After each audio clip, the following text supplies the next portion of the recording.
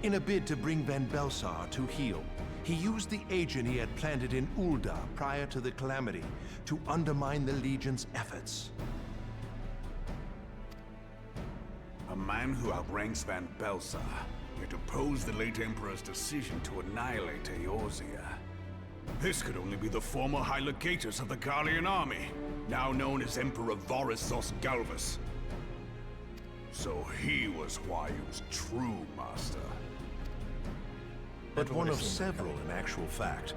We've learned that even as Huayu served the Empire's interests, she sold Imperial secrets to a certain faction in Eorzea. In so doing, she helped to maintain the status quo, thus prolonging the conflict. Considering who stands to profit from war, it isn't hard to imagine who her other masters were. Seven hells! You mean to say that she was a double agent? Huh, triple, if you consider her services to Van Belsar and the new Emperor as separate. As neatly as these pieces seem to fit, one aspect of the puzzle remains unclear to me. By whose will was the Marshal feeding intelligence to the heretics? And try as I might, I fail to see how aiding their cause would profit either her Imperial or monetarist masters. Could it be that another hand is at work here? If so, Huayu must be made to reveal whose it is.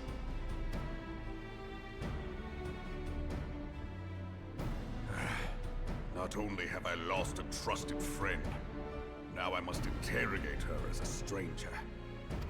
Not a pleasant task, I grant you, but a necessary one. Unless we weed out the ivy, root, stalk, and stem, it will simply grow back. I know that full well. Those closest to Huayu have already been detained, and I will question them alongside her. General, pray keep in mind that there may be unwitting abettors among them. All will be treated fairly.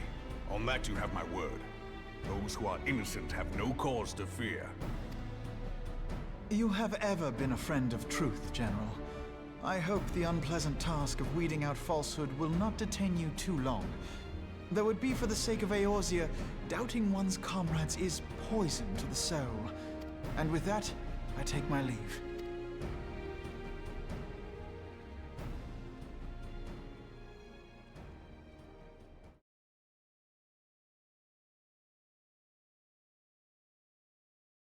All these years, I've been made to dance to their tune. How could you, Huayu? How could you side with them? Those cankers who take from this land and give naught in return, who use their power to disempower and grow fat while the people starve. I know you can hear me, monitorous scum! Your crimes will not go unpunished! Today I will purge this land of your sickness! Before the eyes of the 12, I swear it!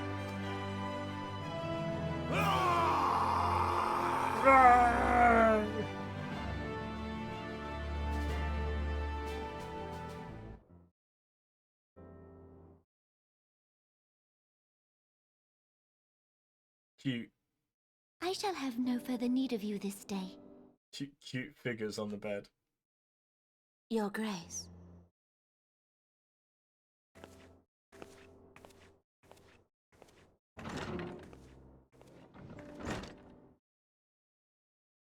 I fear that not even mine own chambers shall remain private for long. Has the situation grown so grim?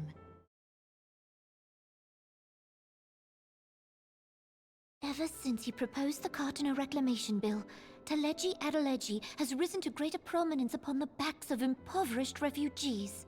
The monetarists were ever united in their pursuit of profit, but the man's actions have torn a rift in their ranks. They snap at each other as rabid dogs. Yet now is not the time to be bickering among ourselves. If this bickering is a threat to law and order, might you not have grounds to dissolve the syndicate? I love the fact that it's just all of the women from the Alliance are just in a bedroom, having tea. Would that the solution were so simple, Admiral. Alas, my moving to dissolve the Syndicate is certain to spark outrage among the influential merchant class, whom the Cabal represents.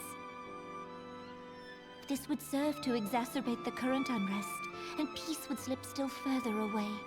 Be they rich or poor, natives or refugees, all who reside in Ul'dah have a right to pursue happiness.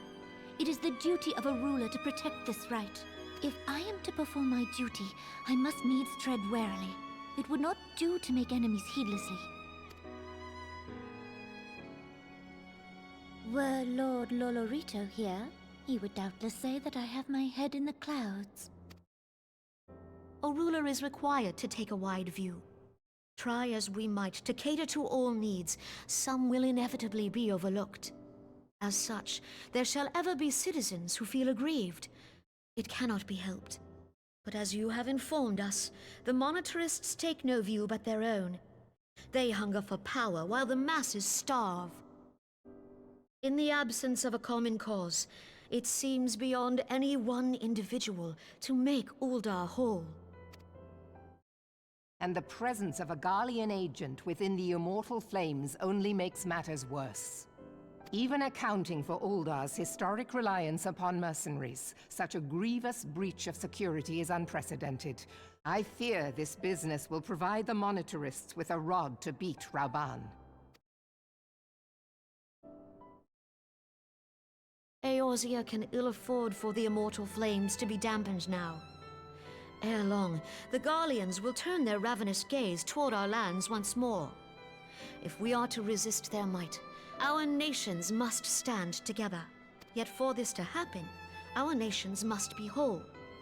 Cannot be done to improve the situation in Ul'dah. The true wealth of Ul'dah lies in the health, happiness, and hopes of her citizens. Alas, the citizens shall never know these things, so long as their lives are ruled by the ambitions of the few. The monetarists claim to represent the best interests of the people, but in sooth they desire only to manipulate them for their own selfish ends. For the government to serve the people, it must be formed of the people. For Ul'dah to move forward, it is not only the Syndicate that must be dissolved. Nay, you jest.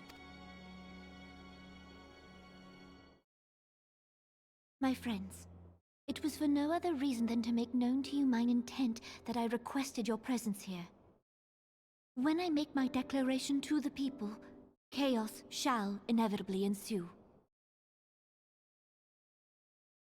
As the last monarch in the line of Ul, I make unto you this request.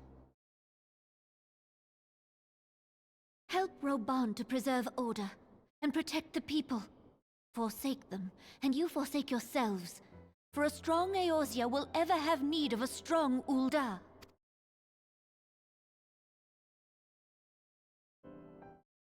Your Grace, are you certain of this? There is no other way. When the time is ripe, the nation shall become a true republic. Both royalists and monetarists shall cease to be. Ul'dah will no longer belong to kings or queens or merchant princes, but to her people.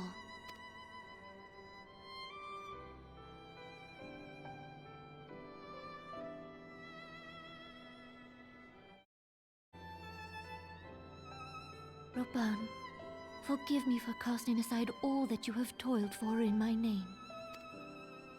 Beyond this gesture, I am powerless to help my subjects.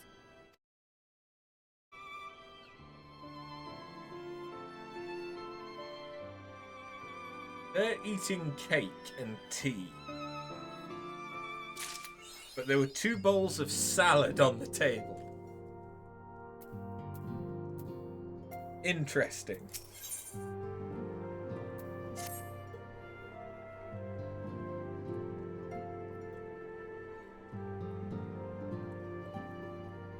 I am most eager to address the Ascian threat. However, we dare not neglect our other pressing concerns. bullshit. We both know full well the challenge, the primals, blah blah blah, fuck knows. To think that the resolution of the primal threat was once the sole priority of the Scions of the Seventh Dawn.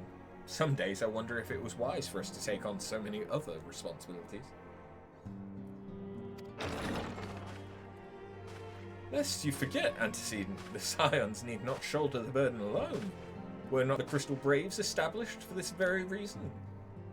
True, we are presented with a multitude of problems.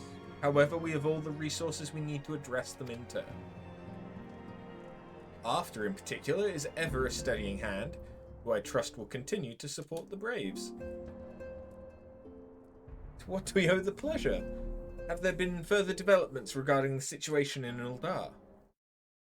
As expected, the Immortal Flames have been struggling to cope with the revelation that one of their highest-ranking officers was a Garlean agent.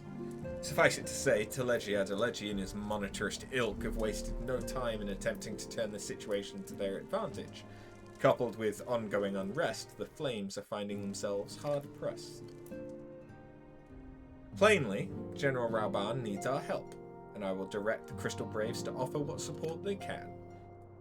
If I am to stay abreast of the latest developments and issue effective orders, however, I cannot afford to waste time travelling back and forth.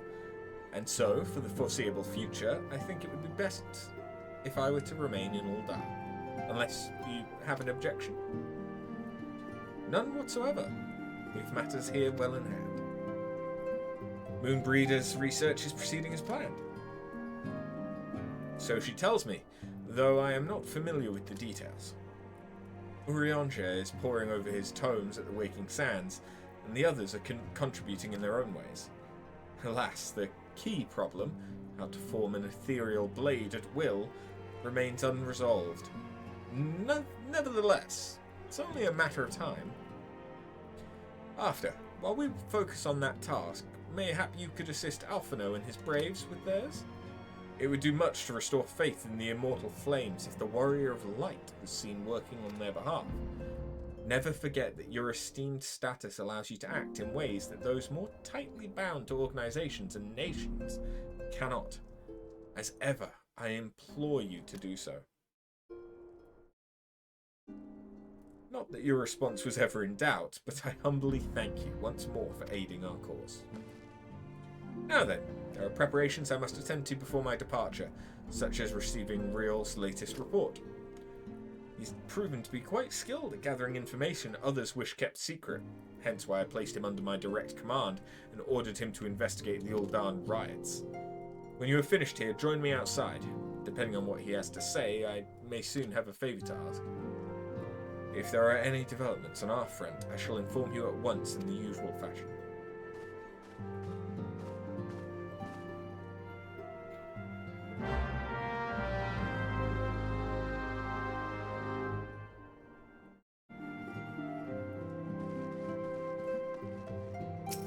So this is the patch where we wouldn't have been able to have gone any further if I hadn't already done if I hadn't already done Bowl of Embers, the Howling Eye, and the Naval Hard, and the Crystal Tower. Oh no, the Crystal Tower is the next patch, the final patch. So this one is you have to have done all of the hard base game trials.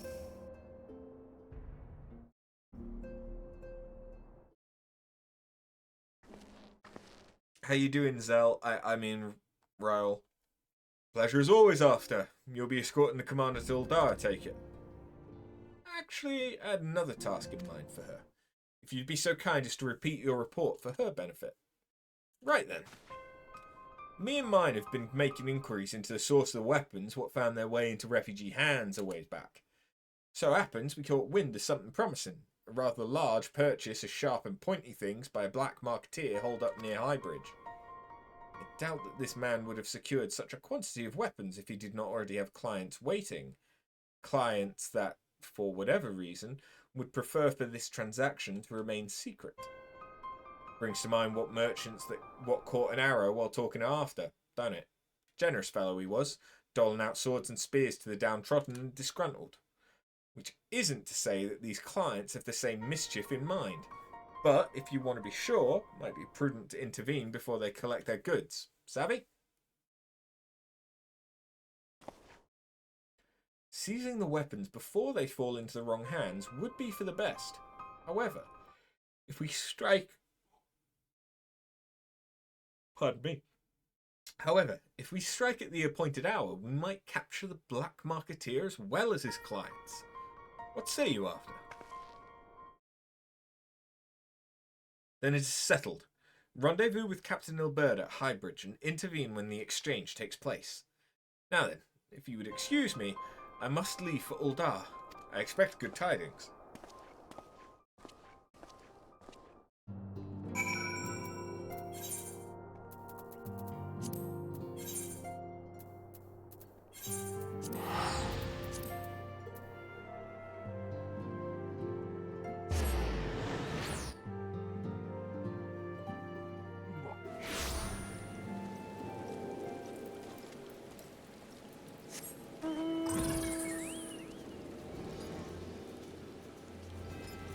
Entirely possible that we will get to the next dungeon today. Maybe. It depends when Neth comes home.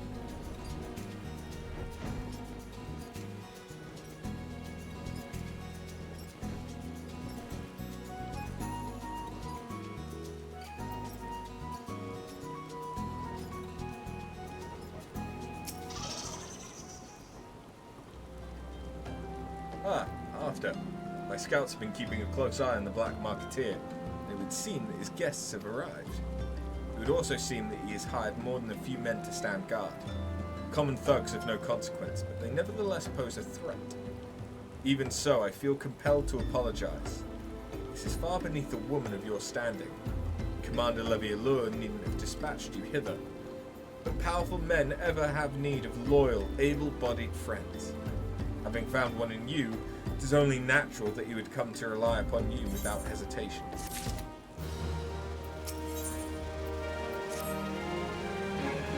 Now then, we should make for the burning wall without delay and secure those weapons. The first unit will ensure that the clients do not escape. With me after.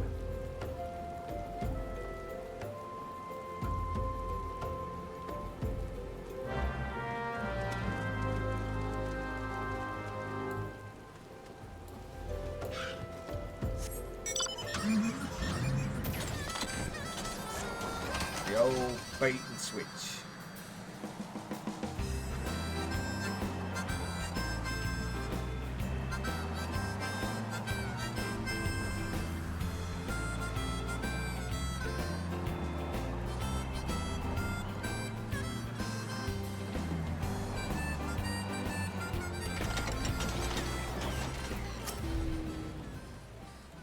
I spy the one man. There are sure to be others. I have a plan. While you approach the sentry and create a distraction, my men and I will slip past and catch the Black Marketeer unawares. Once you've disposed of the thugs, wait for us outside the tunnel entrance. Any questions? Then let us be off. Good luck, my friend.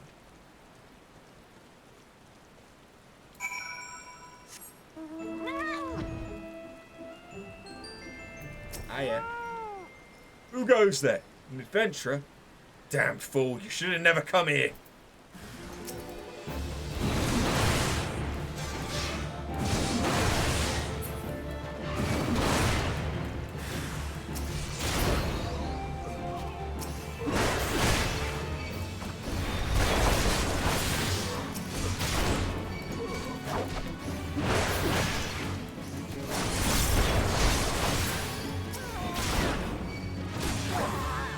I love the fact that we're both doing the same quest.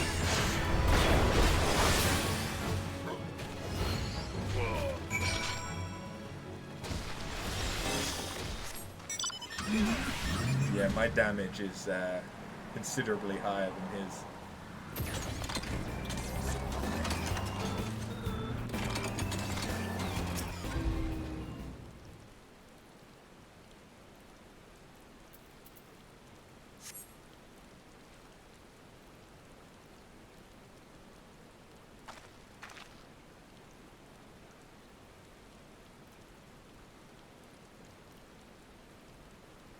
don't understand. What's this all about? Ah!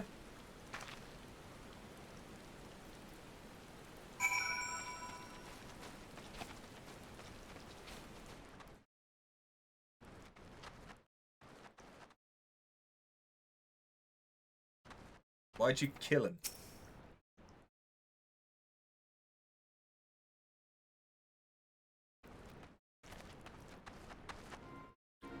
As you can see, this is a fine mess. When I tried to restrain him, he drew a hidden blade and lashed out. But before I could disarm him, one of my subordinates panicked. And this is the result. How foolish of me to underestimate the bastard, and to bring in an experienced recruit. Commander Levialure will be most disappointed. Damn it all! Golden opportunity wasted! As for the clients, though we know not how, they slipped past our perimeter. At present, the first is currently tracking a party of dusk-white sellswords we suspect may be them. Would that we could have enlisted the aid of the Immortal Flames or the Brass Blades. Alas, we're here to aid them. They're in no position to aid us. Well, at the very least, we've secured the weapons. Yet even that accomplishment is lacking, for the information we received indicated a massive shipment, and this is anything but.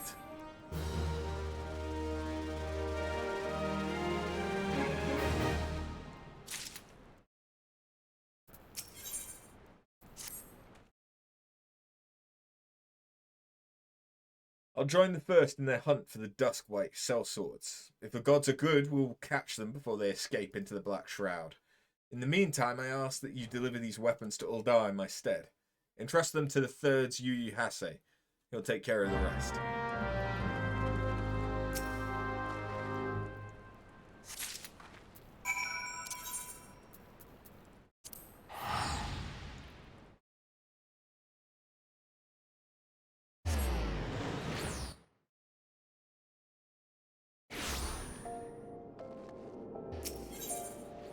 Where do I need to go?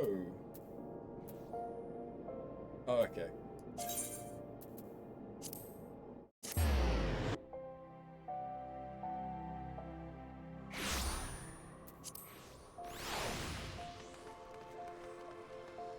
At some point, I do need to do the crafter quests.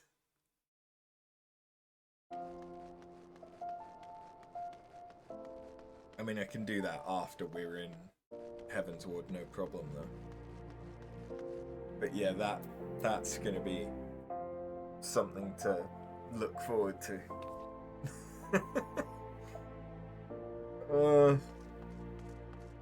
I can make sure that I have the items. It shouldn't be too bad if I've got everything already crafted, right? The Warrior of Light. Ever reliable friend to the Crystal Braves. You've my deepest thanks for your assistance in Kurthus. Now, what brings you to us this day?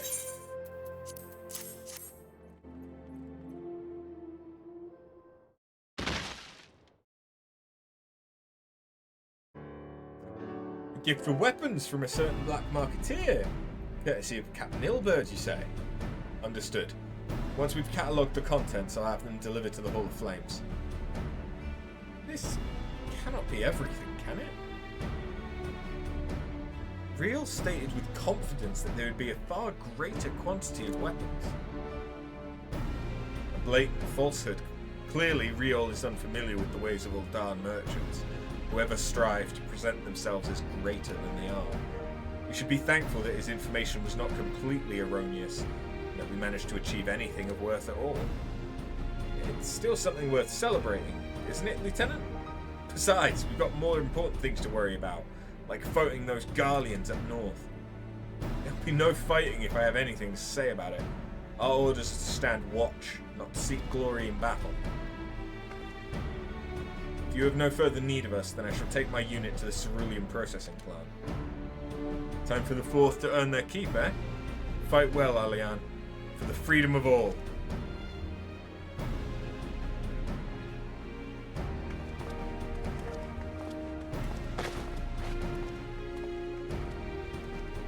Excellent work as always, my friend. Rest assured that the immortal flames will hear of your contribution. Until we meet again.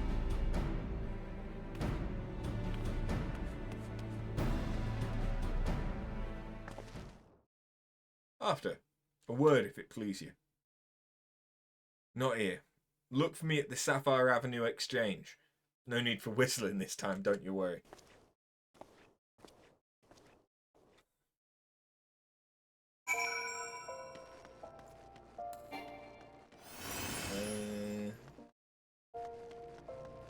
Should just be able to run there, right? Yeah, boy.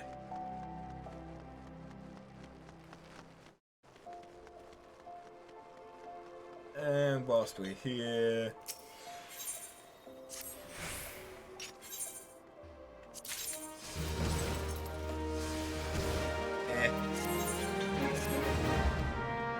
Not much use to me. Bit too low level. That, however, could be useful, as that is the right level for my rogue. And even if it's not, potential glam. I don't know if that's a glam I'd want on my rogue is the only thing.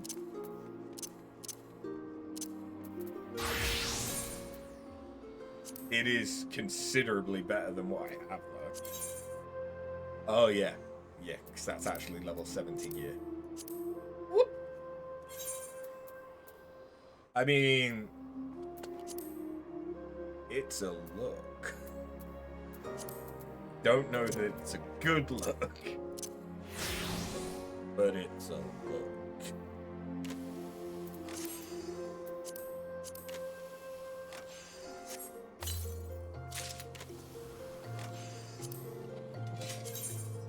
I believe I already have the Valkyros.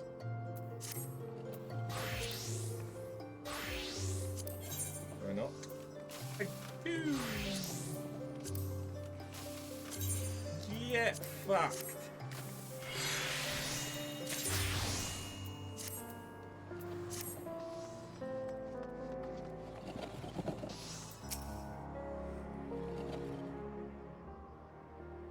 Thanks for indulging my request.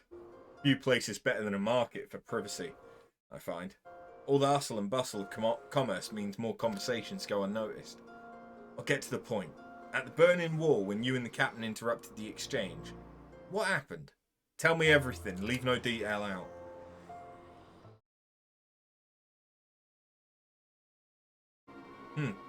It's not quite how the first told it. These Duskwights they were chasing. Latest word is that they lost the trail. But you never saw him yourself. Not before the fighting started and not after. Something ain't right. I don't know what it is, but I can feel it in my bones. I'm not daft enough to be misled by some merchant's drunken boasts. Our information was reliable, goddammit. I know he purchased those weapons. As if I've never deciphered a moneylender's books or had to follow a transaction back to its source. Did plenty of that back when the Braves were getting started, believe me.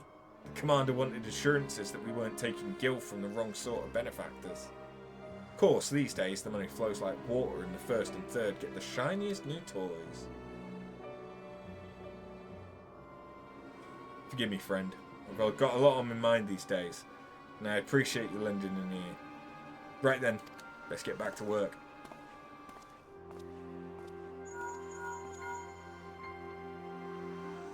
After, can you hear me? This is Tataru. Your presence is urgently requested at the Rising Stones. Please, come and see me as soon as you are able.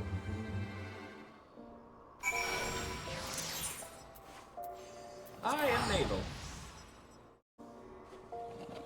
We got a new fridge today, and it's back. It's back here.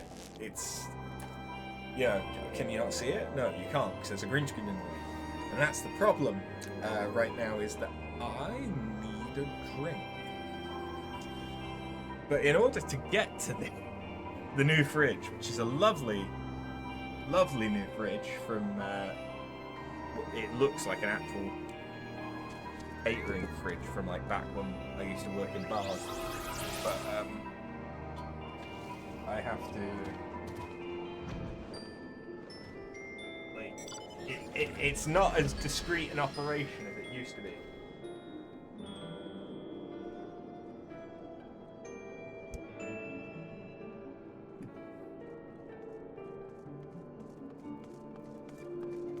That is mainly because the green screen is larger than it used to be, though. And there's more furniture now.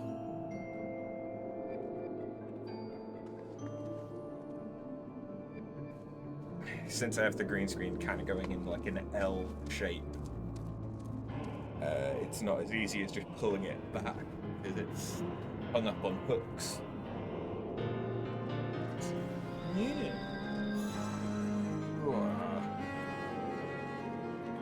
Alright. We've got the drink. To the Rising Stones.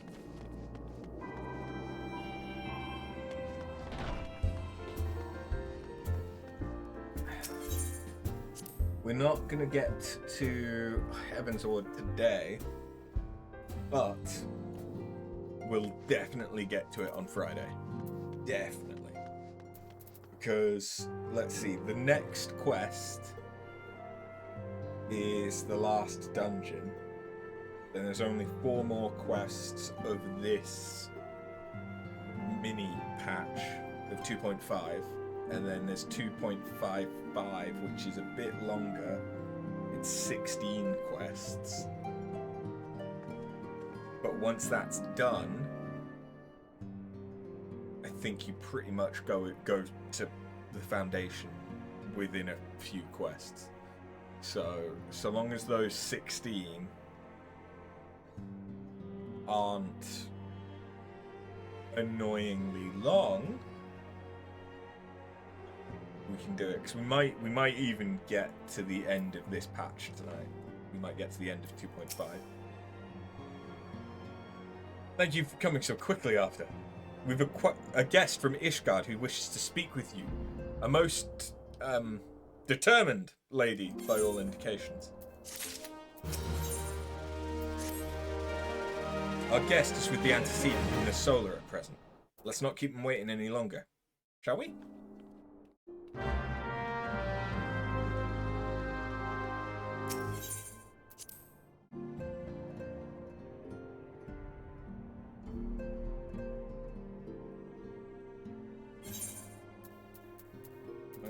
What could I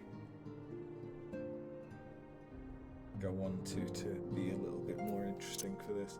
I haven't done any grand to my samurai, have I? Oh no, yeah, I've done that. What about my red mage? Did I do anything? Okay. Okay. We're Lise. I'll do that, yeah, sure. Fuck it. Oh, because it's the... yeah. Okay, yeah, I'll do this. It puts the experience we're getting, as meager as it is, towards a class that it matters. We have a guest from Ishgard who wishes to speak with you. I believe the two of you have met. We have. I had hoped to speak with Commander Leveilleur as well, but I cannot afford to wait any longer. The Lord Commander sent me hither to request your aid in a matter of grave import. You see now why I had Tataru summon you. Now that we're all assembled, perhaps you would be good enough to elaborate on the nature of the matter which brought you to us. The Observatorium's astrologians have sounded the alarm. Last night, the Dragonstar burned with an intensity not seen in 15 summers. Not since the Dravanians engaged the Empire in the Battle of Silvertear Skies. The northern sky doth burn full bright upon the Wormlord's call. The red behemoth beckoneth, and flame consumeth all. The old Curthan rhyme, aye.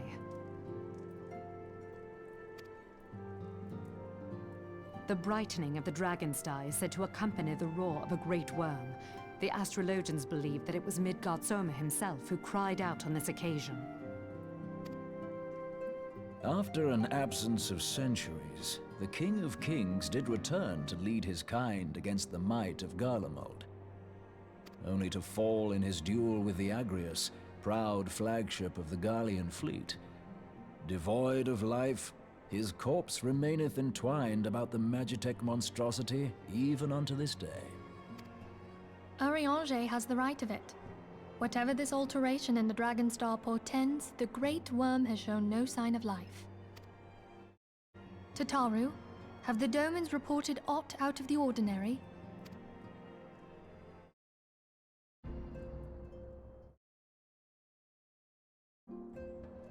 Correct me if I'm wrong, but if Midgard Soma had roared, wouldn't we have heard it here in Revenant's Toll?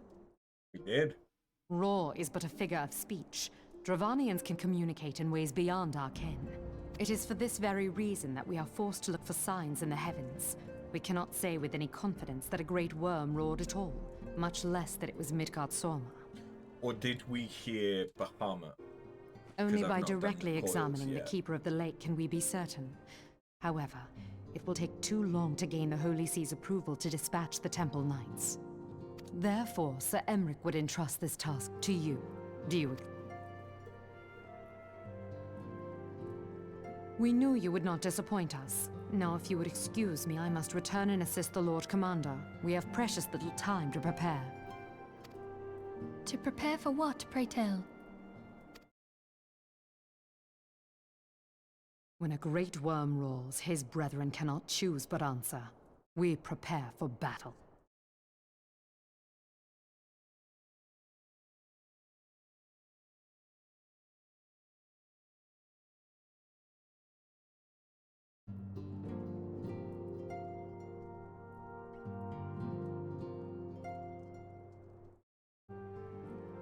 Forgive me if I state aught which you already know, but I would ensure that you understand the nature of your destination.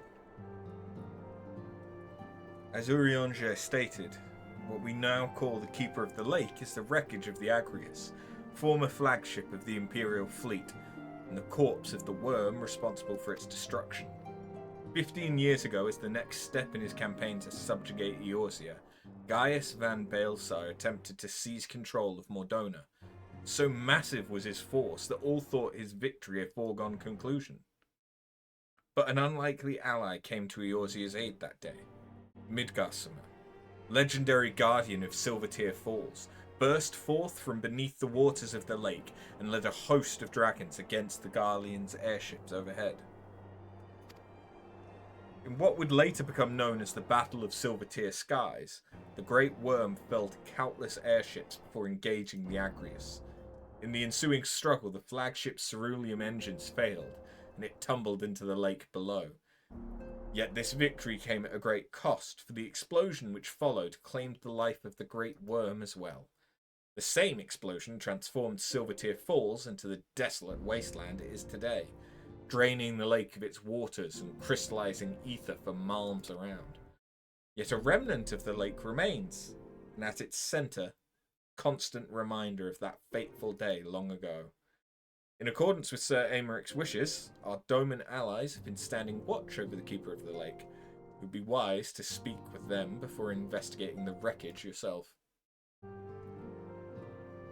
Be careful, my friend. We know not what dangers await you within. Now then, let us not neglect our own tasks. There is much to be done and precious little time to do it.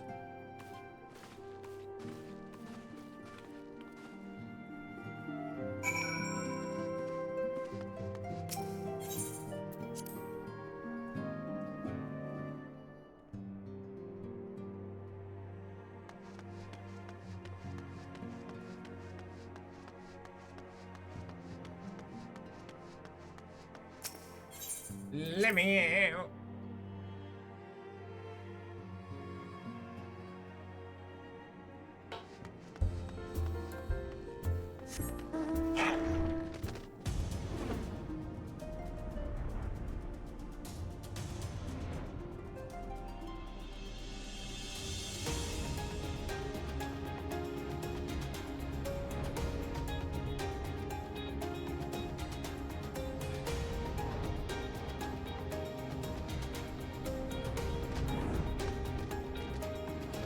Hello.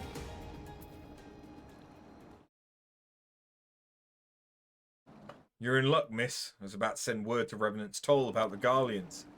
Of late, I've seen small airships, likely from Castrum Sentry, come and go from the Keeper of the Lake. But I cannot say for certain at this distance. I believe they may be salvaging something from within the wreckage. The Castrum supply lines have been cut for some time, and I'd wager they're desperately in need of spare parts and other equipment.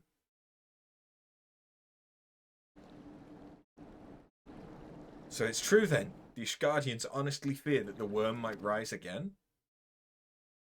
Well, from here that looks rather unlikely. But if it's assurances they want, you've no choice but to inspect the corpse in its entirety. Easier said than done, given the creatures which inhabit the wreckage, and the aforementioned Garleans who won't take kindly to your presence. They're sure to fire upon an airship, so I'd advise a more stealthy approach. Take this boat and a few of your comrades to the base of the Agrius, then climb to the top. That's the only viable approach, I'd say.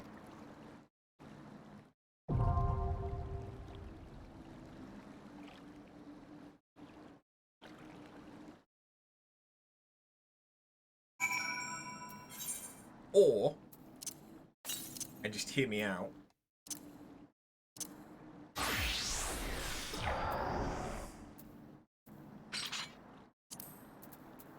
we just do it ourselves.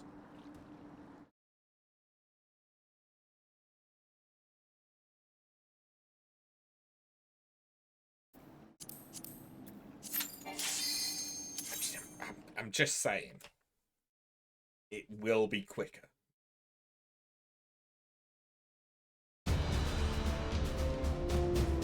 It also means that I don't have to feel guilty about watching cutscenes.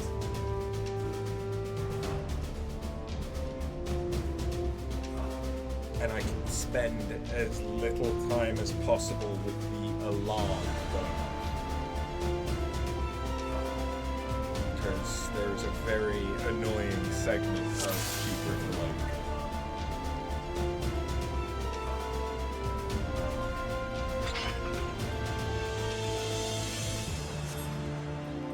Which we will all see soon.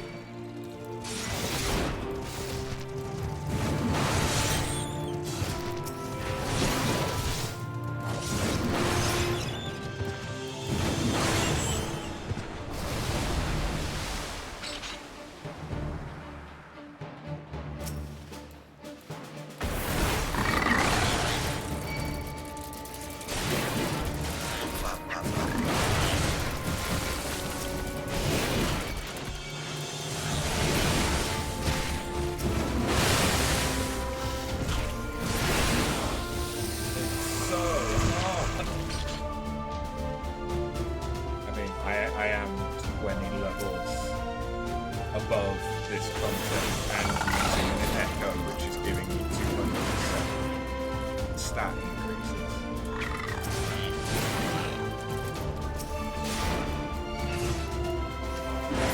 So you fucking hope it wouldn't be too bad.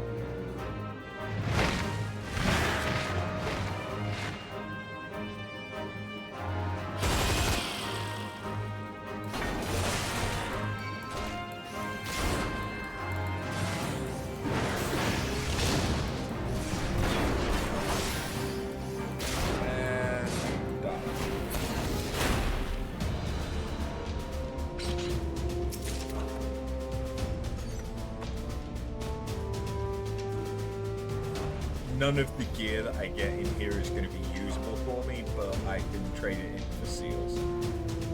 Get ready for that alarm!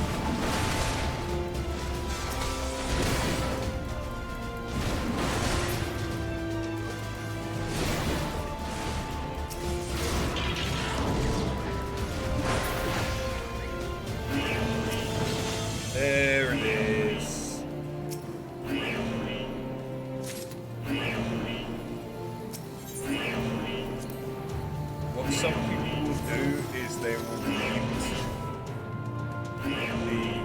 specific slider that dictates the alarm noise.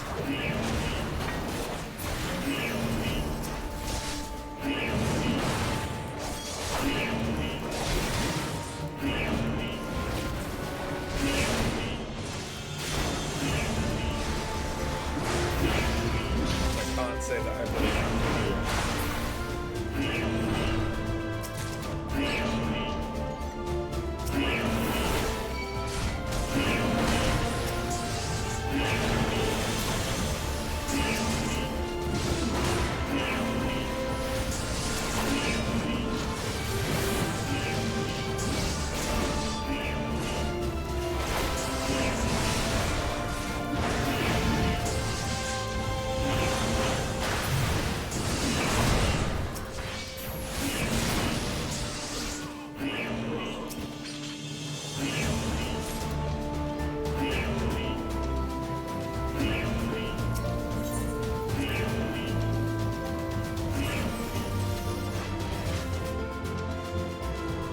And there goes the alarm. Thanks,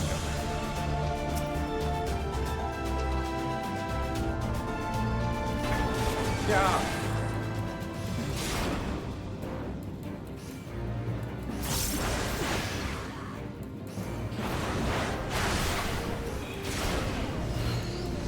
That's right. They just firebomb their own guys.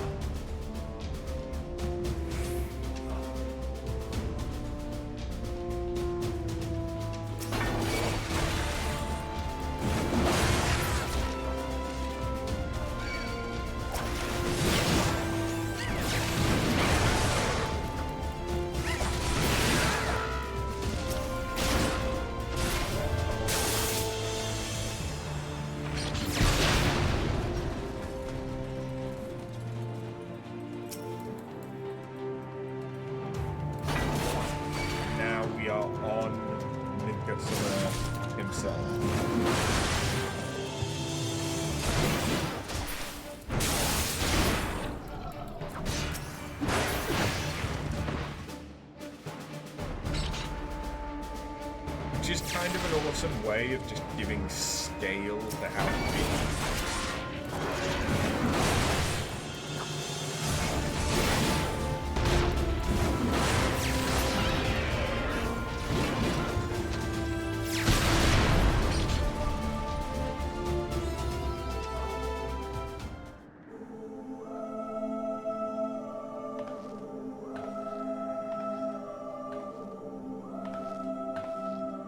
Who treadeth now upon my bones, and waketh me from slumber sweet?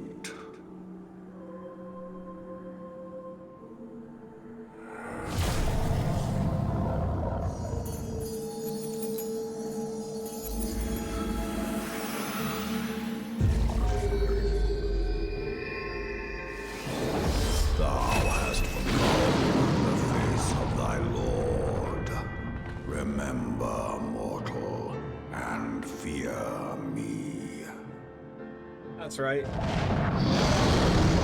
He's made a force ghost.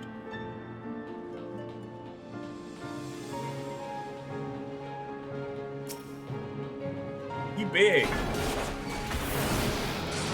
Oh Lord, he big.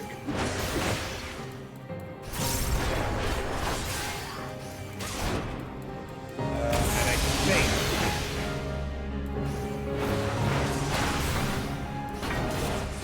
this is one of the few bosses at this point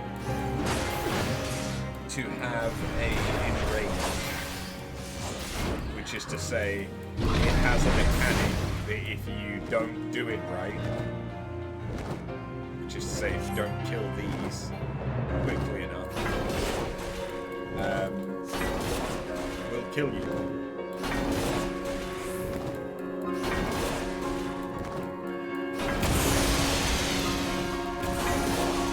I guess they've not activated.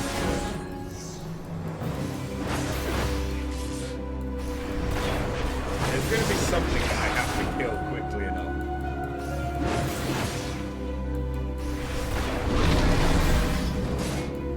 I don't remember when it starts.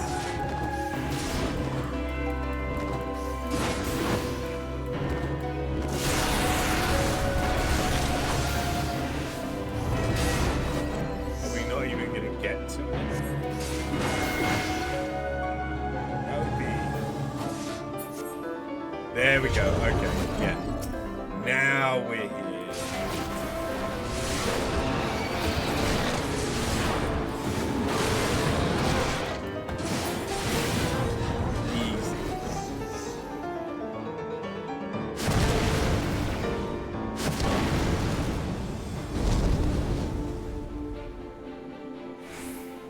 Hey.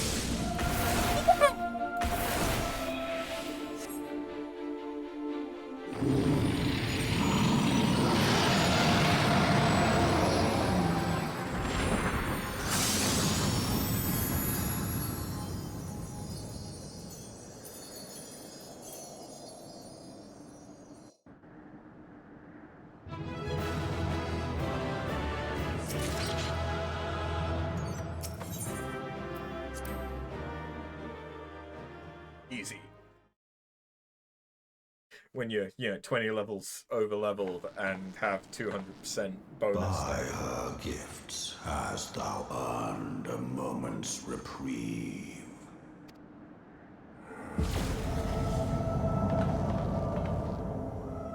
Dragon Jesus?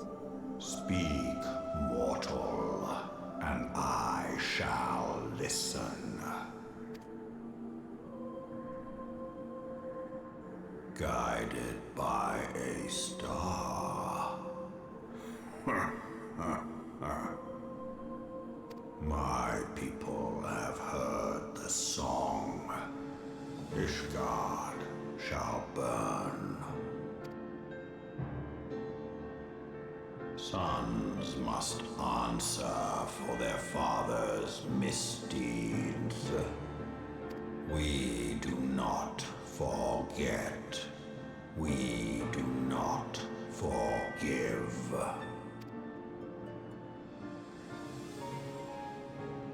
Seven children did I sire. One now singeth of retribution. I rise to join in the chorus. Thou art powerless to silence us, mortal. Yet thou shalt not live to labor in vain. Thy reprieve is at an end.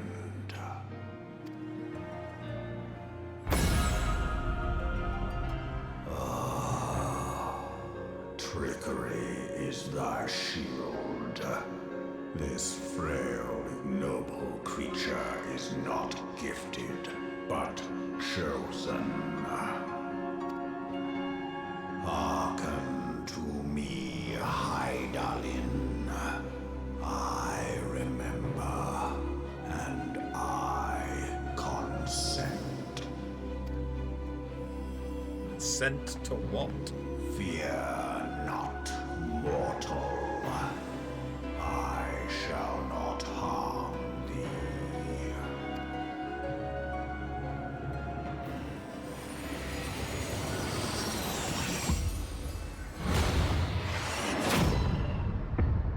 Yeah, okay, no, he didn't harm me.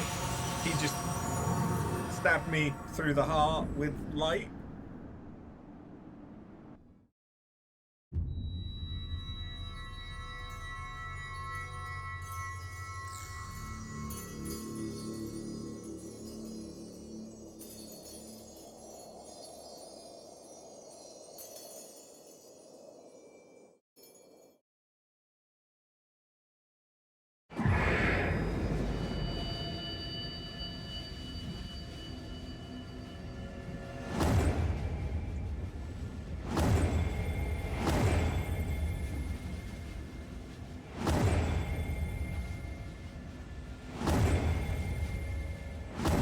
that can't be good.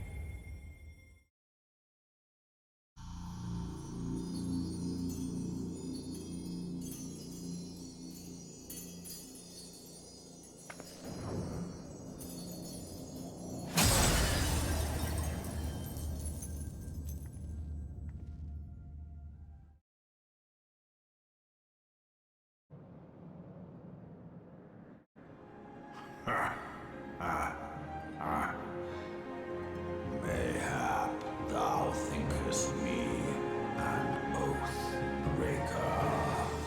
Thou art mistaken.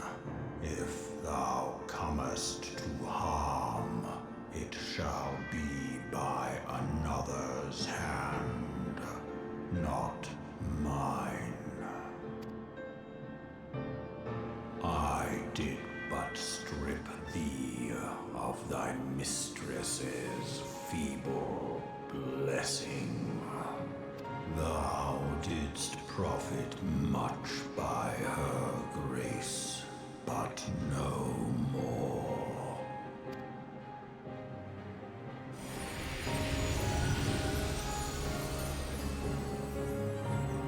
Aw, he's adorable! He's just a baby.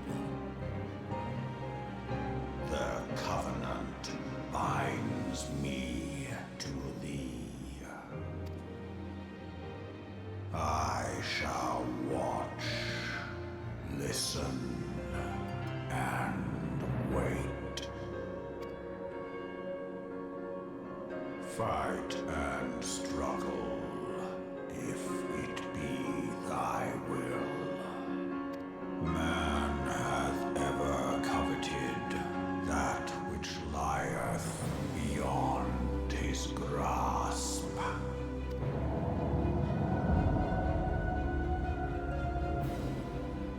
I drink of her body, and thence doth mine own find new life.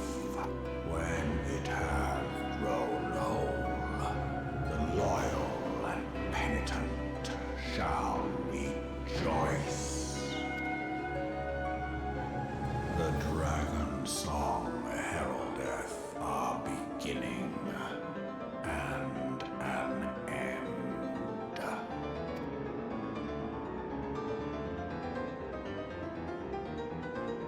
Right. Well, thanks, Dragon Jesus. Thanks. You gave me a cute little dragon. And it's actually a minion.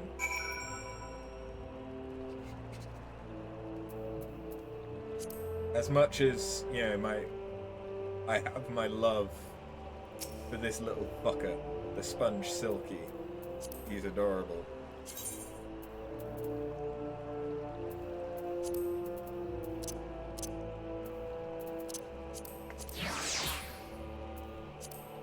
Midgard Summer isn't a bad one, but any stretch. I think he will perch on you as well, like the parrot does.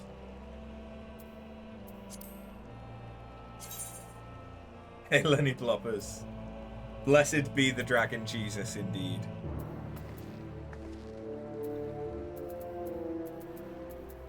But you it's difficult to beat the Major General. Although I could have a gold walking fish.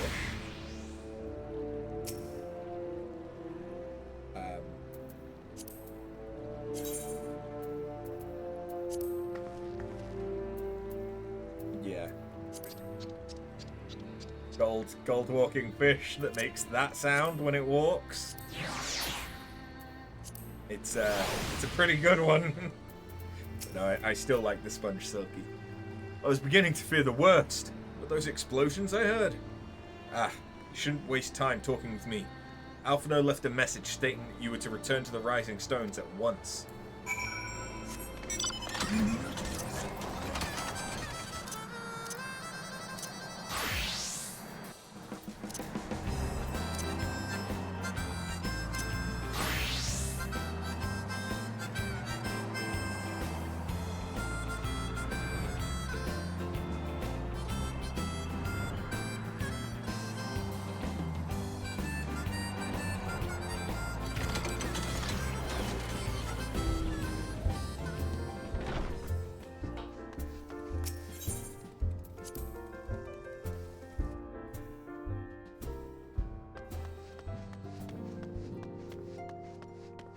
The...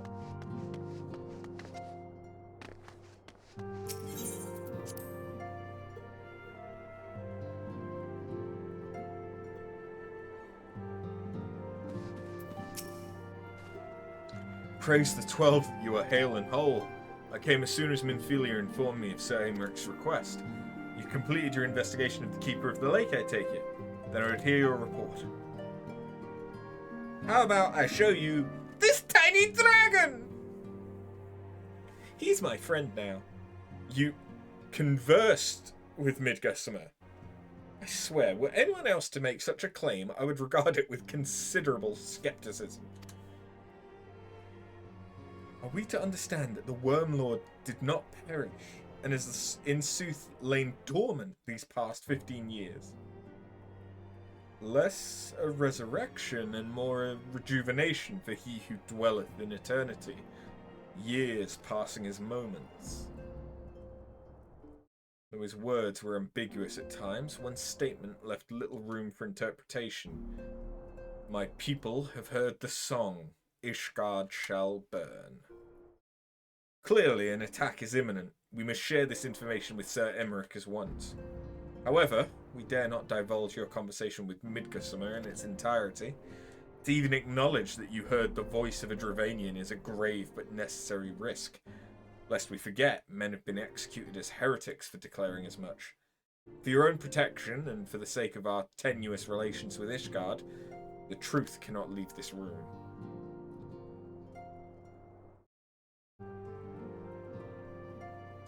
As for how we shall present our revelation to Sir Americ's emissary, you may leave that to me. Pray, remain here for now.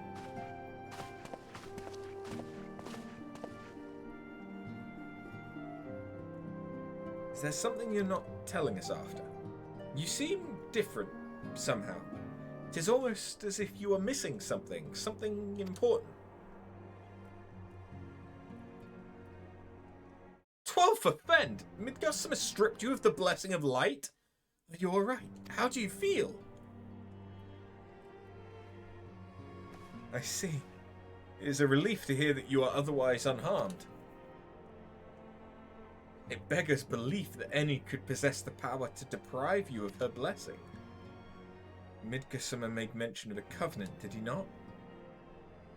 One of the ancient myths regarding Silvertear Falls states that when the waters came into existence, so too did the Great Worm. Althik and Nymea, brother Time and sister Fate, decreed that Midgussamer ever watch over the source from which all water and magic was said to flow. I wonder, what if this was the covenant of which he spoke, and 'twas not the gods with whom he treated, but Heidelin herself? Well, if he is watching over you as he claimed, mayhap you will have an opportunity to ask. Let us keep this matter to ourselves. I do not wish to burden our friends needlessly. Yeah, it's usually not a good thing to say that you've spoken to Dragon Jesus. Art thou a pawn or master of thy fate?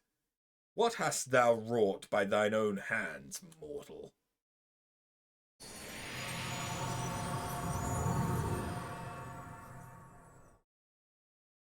I grew powerful enough to destroy that avatar in a single punch if I wanted to.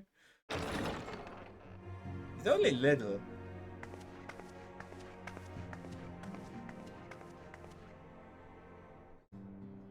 My friend, I can scarce believe it. You confronted the Worm Lord and lived to tell the tale. It's no big deal. Do you want to see the souvenir I got? I give thanks to Helone for your preservation. It is our sole cause for gladness. Your encounter with the Keeper of the Lake served to confirm our fears. A great worm has roared, and it makes little difference if it was one of the two in Eorzea or any other. One of the two in Eorzea? The Dravanians are coming. I am told that Ishgard has magical defenses against Dravanian attack, though I am not privy to their exact nature. Will they be enough to repel a massive force? Ishgard has weathered countless assaults over centuries. This will be no different. And now that you have confirmed the threat, none can ignore the Lord Commander's calls for the wards to be strengthened. I dare not presume to speak for him, but I expect the Lord Commander would sing your praises. I must away, but we shall meet again soon.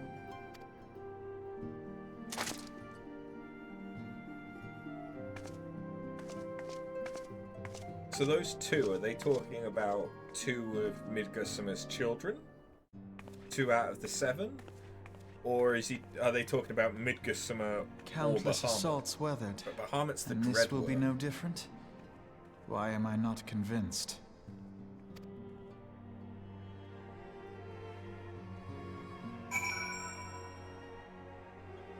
Ishgard is such a goofy name for something. Reminds you of how that caterpillar in the Bug's Life speaks. It's good, yeah? That's just German. That's just a German accent. The Ishgardians have warred with the Dravanians for centuries. Nay, nearly 1,000 years. In all that time, not once have their enemies breached their defences and entered the city proper. Yet regardless of how strong these magical wards may be, I nevertheless fear that the Ishgardians are underestimating the gravity of the situation. Though it was not Midgardsormr who roared, a call to arms by one of the first brood cannot be ignored.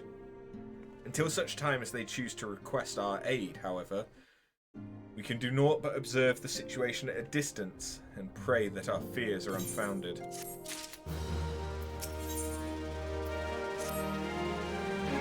Ere I forget, I believe Moonbreeder has requested a gathering of the Scions. I assume there's been some progress concerning our efforts to combat the Ascians. Pray, inform her that our business with the Ishgardians is concluded for the moment. I shall be along once I've completed my communications with the Crystal Braves.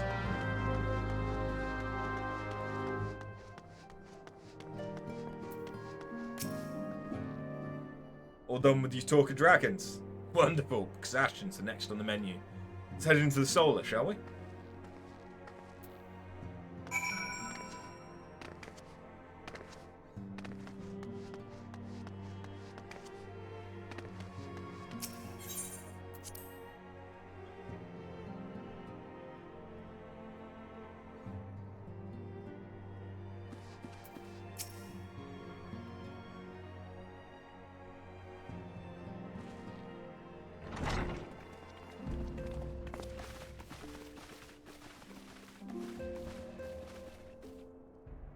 Now that everything's calmed down a bit, relatively speaking I mean, I thought it might be a good time to share our progress on the weapon. I believe we're on the verge of a breakthrough. Well, don't keep us all in suspense.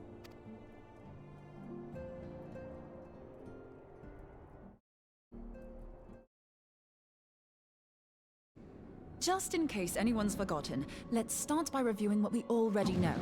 So, an Ascian is an immortal because its soul doesn't return to the ethereal realm when its host is defeated. Instead, it flees to the place that lies between our world and the void. Therefore, the first step to permanently defeating an Ascian is preventing its soul from making this journey. And if you recall, when we last gathered here, I had verified that white auracite has adequate capacity to entrap the beings, albeit only briefly. That's right, it's a soul stone from Skyrim. Which left the small matter of their extermination. Aye. To unmake an Ascian soul, one must needs smite it with a concentrated burst, or blade, of purest ether. However, we wanted for both the data and the means to forge such a weapon. Why does that woman with the grey hair look like a Rottweiler in a wig?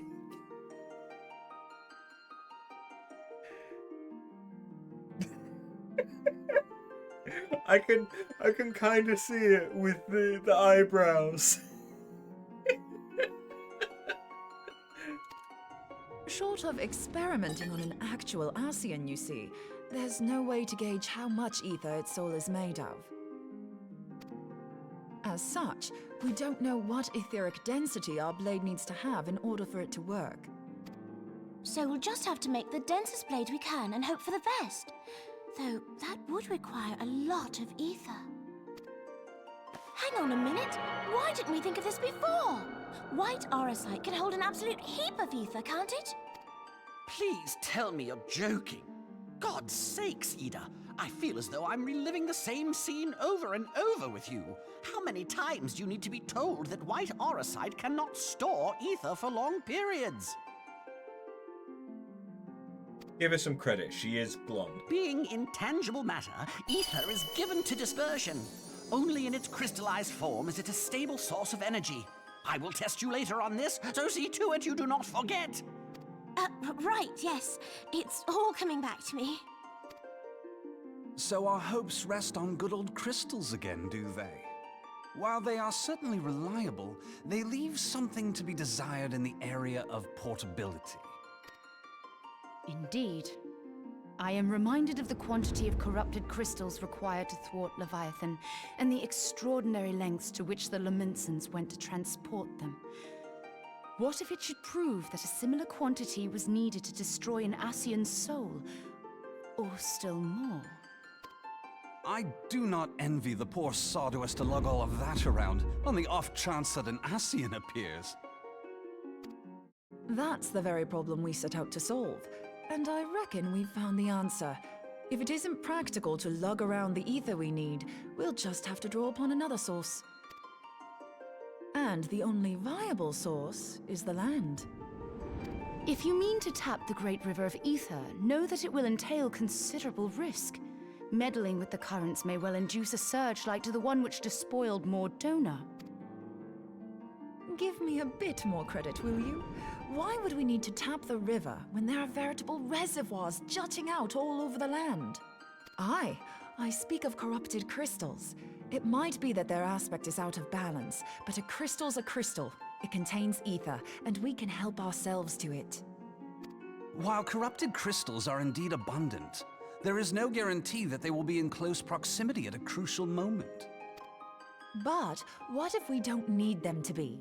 What if we could tap their power from afar? A malm away, say? If we could do that, we'd have ready access to ether aplenty in almost every corner of Eorzea.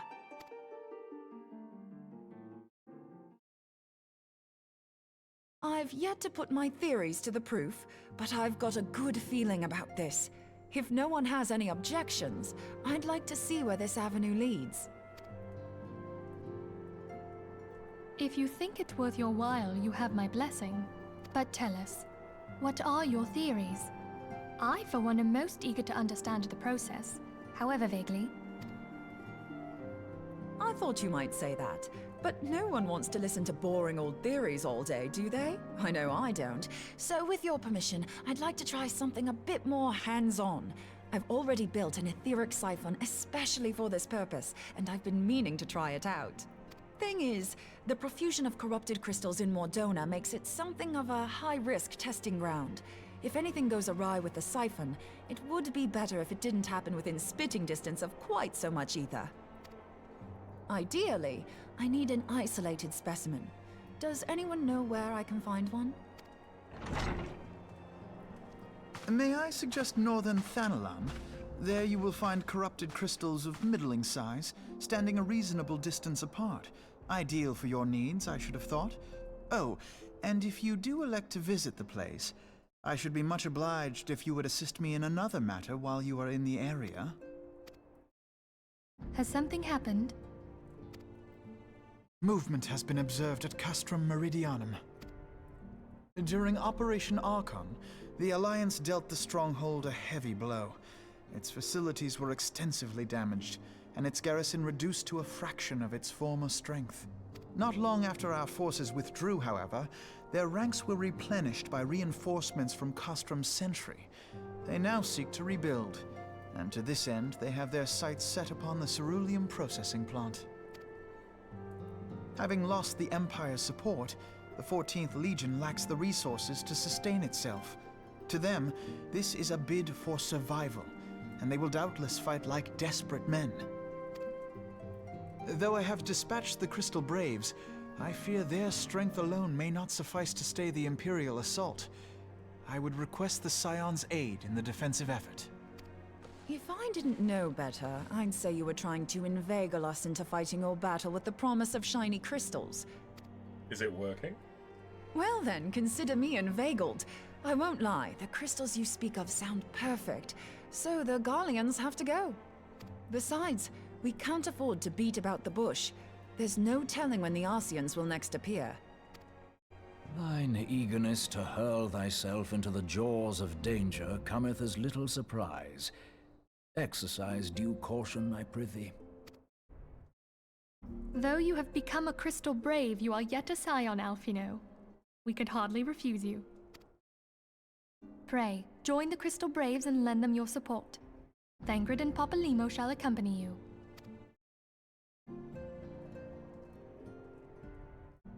Nods. Ida and Yashtola, in the meantime I would have you assist Moonbreeder. Scout out the crystal clusters, that the testing may commence as soon as the Garlean threat has been eliminated. If it please you, I shall continue mine own experiments on white Orsite. Thank you, Eorzea. Everyone, pray see to your preparations and depart as soon as you are able. Go well, and be safe.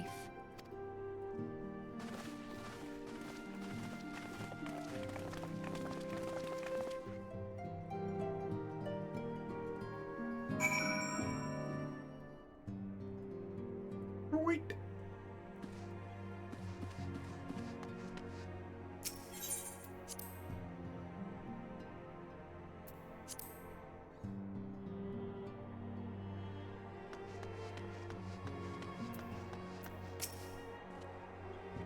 It would seem that events have once more conspired to rob us of rest and recuperation. Though I'd wish it otherwise, I must ask that you head straight away to the processing plant. The Fourth have already deployed to the area and await the arrival of the Scions. Wilrod will brief you on the developing situation. Meanwhile, I must rendezvous with Captain Ilberd at our headquarters in Uldar. I shall take command of our forces there with a lighter heart, knowing that you go to support the front lines.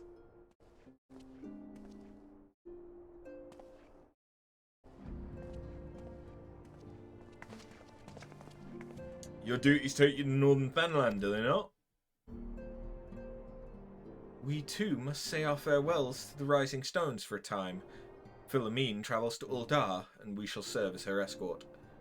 At my daughter's behest, I go to contact certain old acquaintances in the Gilded City. We are beset on all sides by civil unrest and imperial machinations, threatened by primals and troubled by dragons. We need all the allies we can muster. Many of my friends hold positions of power, you see. It is my hope that they can be convinced to aid the Scion's cause. If past events have taught us anything, then we know that Eorzea must present a united front, or we shall fall. How extraordinary that my little Acilia is involved in such far-reaching affairs. I'm proud that I might now stand at her side, not only as a mother, but also as a colleague. A colleague with influential connections. But I fear that Uldar has become a place of danger even for one so familiar with her streets. Bah! Woe betide the blackguard who so much as glares in your direction, milady.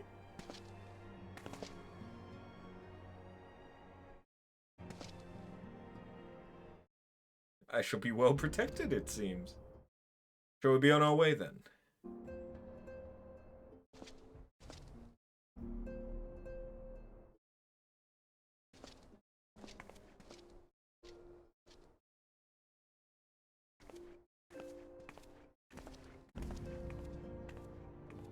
Nod. Always with the nods.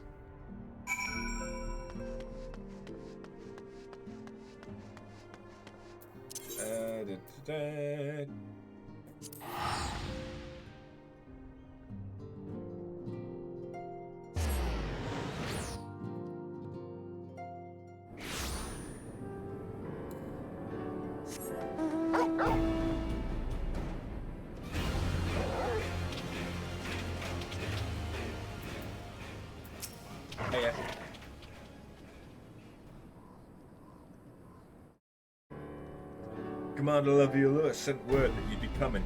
A veteran of your talents is most welcome. Not that I don't think we can handle the situation, mind you. I've learned a trick or two since that disaster with the Amalgia. But, returning to the task at hand.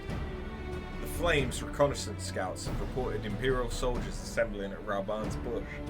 Such a force is likely interested in only one thing, getting their hands on the resources found here at the processing plant. The Garleans could begin marching on us at any time. Pray, speak with Lieutenant Edelstein that we might coordinate our counter-strategy. In the meantime, I'll inform the others that you've arrived. No doubt it will be welcome tidings.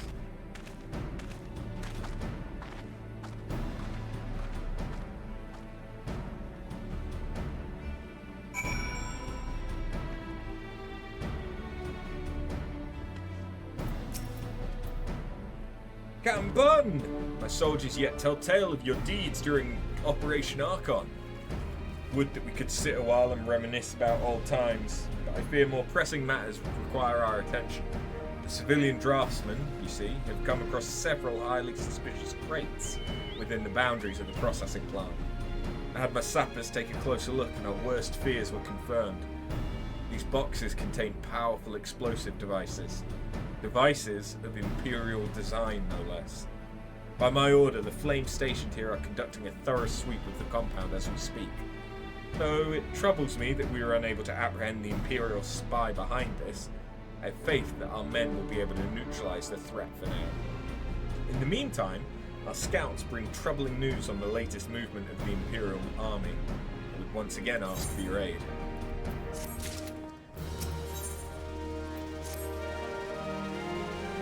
We're keeping a close eye on the Garlean garrison, which would seem the Imperials have begun finally to mobilize. According to the reconnaissance report that just came in, the squads seen leaving the castrum are too few in number to effectively take and hold our position. They'll likely mount a swift assault and focus on the acquisition of resources. I have, of course, also shared this report with the Crystal Braves. They've decided to take to the field to meet the assault head-on. I've apprised your fellow Scions of the situation and am heartened to know that they will be joining the effort. Pray, report to Lieutenant Alian and lend your much welcome strength to the counter-offensive.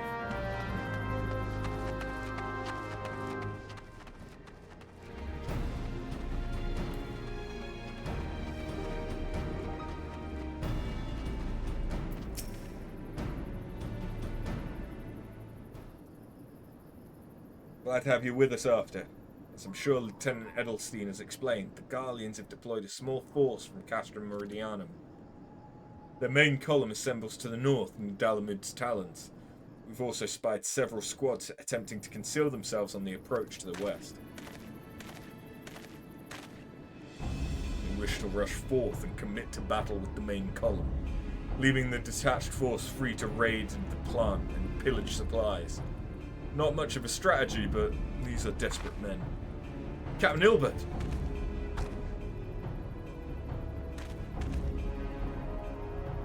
Greetings, sire. I understand the commander bids you and your fellows come lend a hand to the Braves.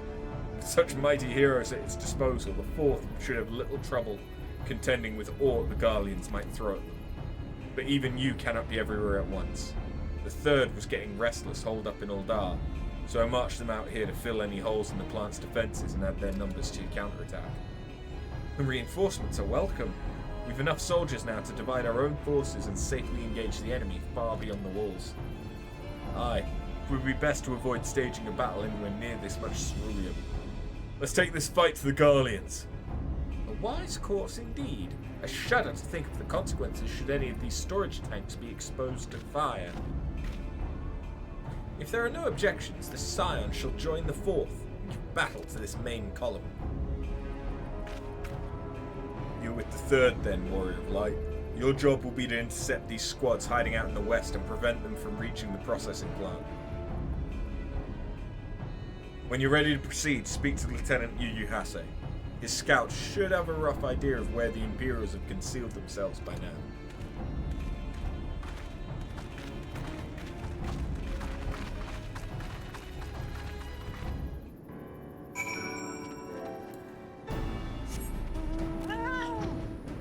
So much talking. Let me just kill some shit. Gee. A pleasure to be fighting at your side once more, sire. Our operations invariably succeed when you're around, and victories are wont to pave the road to greater coin. Now, this detached force we've been sent to eliminate is split into smaller squads. Better to conceal themselves within the terrain hereabout, I imagine. We'll need to split ourselves up as well to cover more ground. Make sure we root out all these would-be raiders. And seeing as you're an army unto yourself, I've assigned you your own areas to scour clean of enemy soldiers. Aye, this will be a simple search and destroy. We'll rendezvous back here when the task is done. Happy hunting, Scion.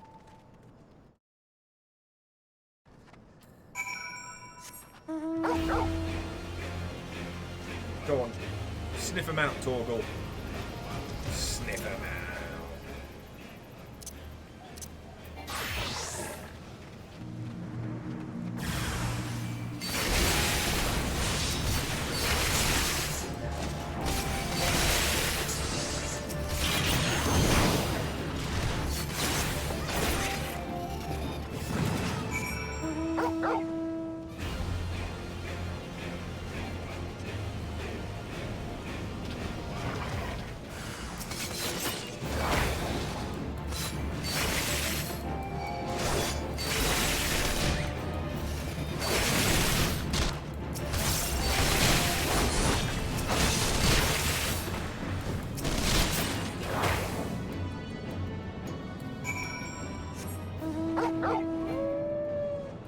That was it? Okay.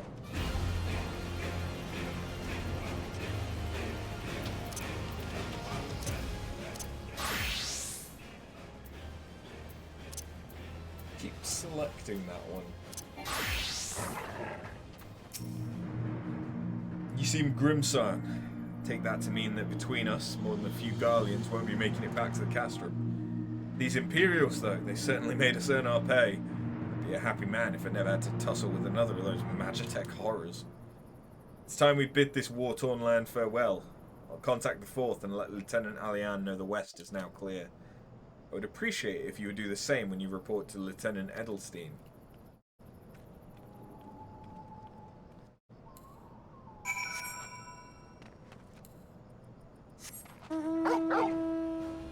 Torgal just really wants to be out here. I suppose he is used to war. Captain Bunn, what news on the Garleans? Their raiding parties are no more then. Excellent. The Amagina engineers will be most relieved to hear that the plant is no longer in any immediate danger. Thank you again for your assistance.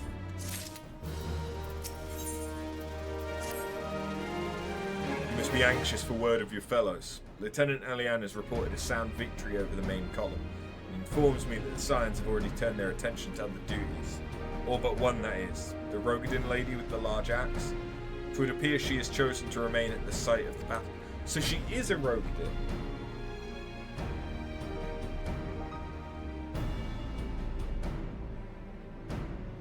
That makes a lot of sense. I thought that she looked like a Rogadin, but wasn't one. I thought she was just a tall, butch human.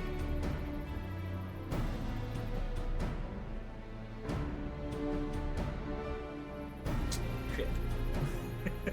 I look like an idiot from my Rogadin comment earlier. I know not what task keeps her from returning to civilization, but Northern Thanlan is no place to wander alone, even for a capable sort such as her.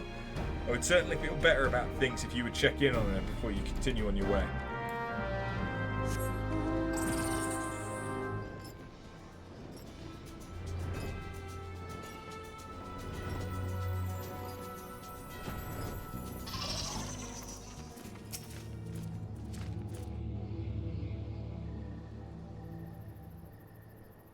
Hold on, I won't be a second.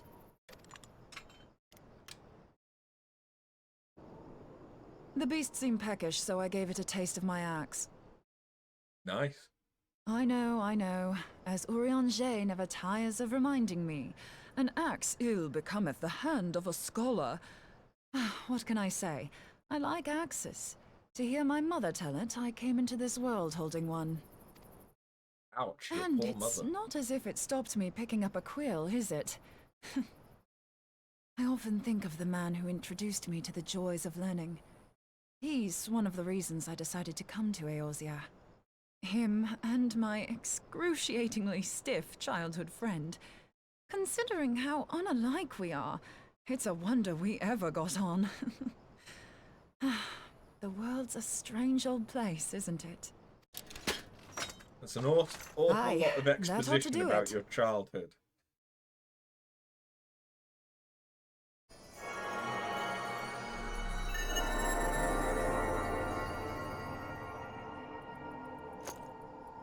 So far, so good.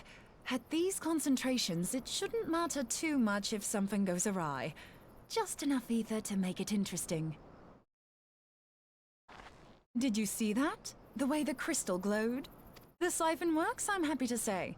With a few refinements, it should satisfy our appetite for ether, which just leaves the small matter of forging our blade. I'm not sure how to go about it just yet, but I swear to find a way. I'll put a blade in your hands if it's the last thing I do. She senses me. A useful talent.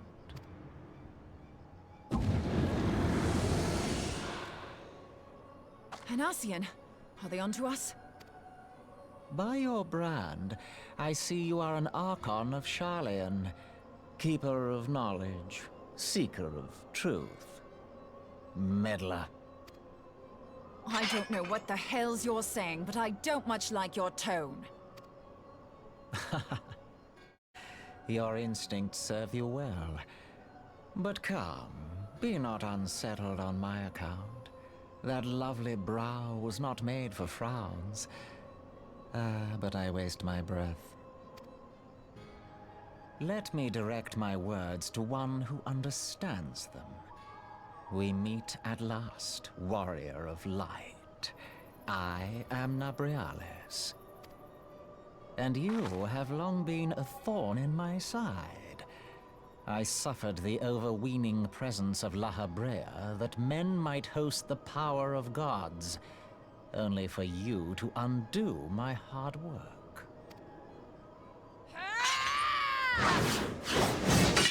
Oh, bugger.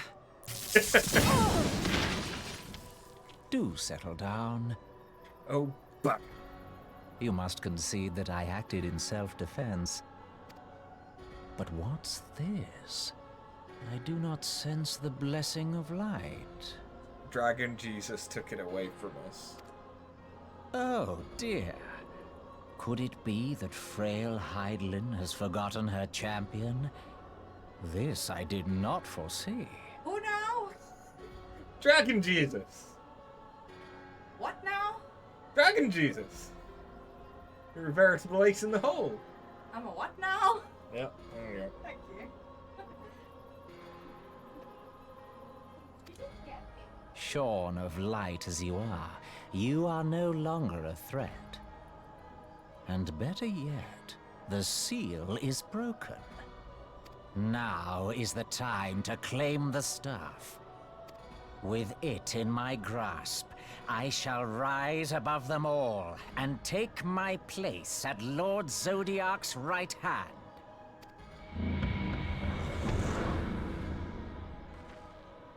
What did that bastard want with us? So they want Louis Soir's star. Nabriales, he calls himself. With charm like that, I'll bet he has maidens falling at his feet. Unconscious. But this staff... You say just talking about it had the bastard grinning like a brat on his name day. Must be quite a staff. Oh, gods. He means Tupsimati, Master Louis Soir's staff. Minfilia's in danger. We have to get back to the Rising Stones.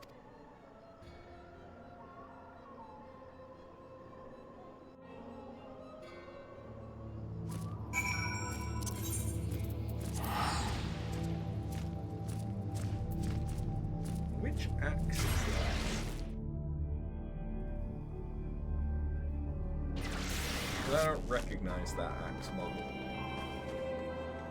But then again, I've also not been many of them.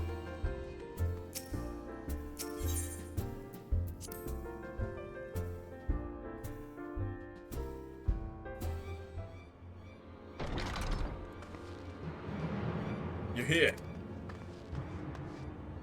Master Louisoir's staff is kept in the solar, isn't it? Quickly now.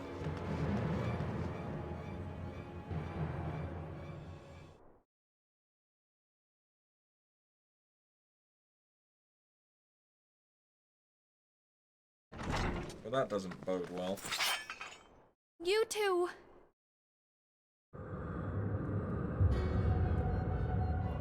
So, you were able to divine my intent. What now, warrior of light? Ah, but that name is no longer fitting. You have become decidedly dull, and quite incapable of barring my entry. What do you mean? You truly do not know? Then I suppose it is only right that I enlighten you. The blessing of light kept you and your fellow meddlers safe. It was that which prevented my kind from entering your domain. My kind, I say, though it had no power over the likes of Elidibus and La Habrea. Being of this world, they could come and go as they please, while I could only look on.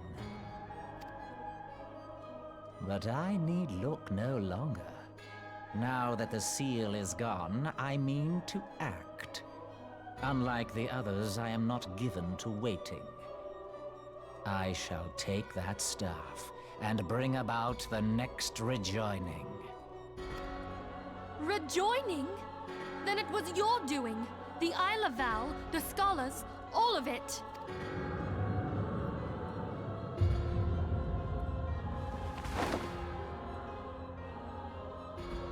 You will not harm her!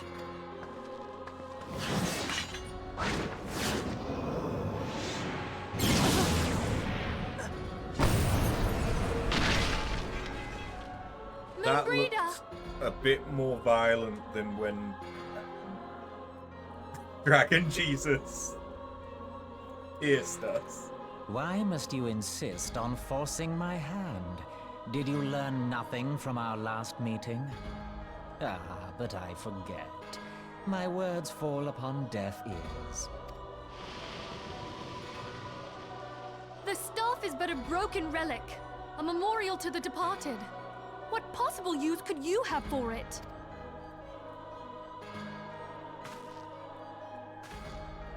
What use?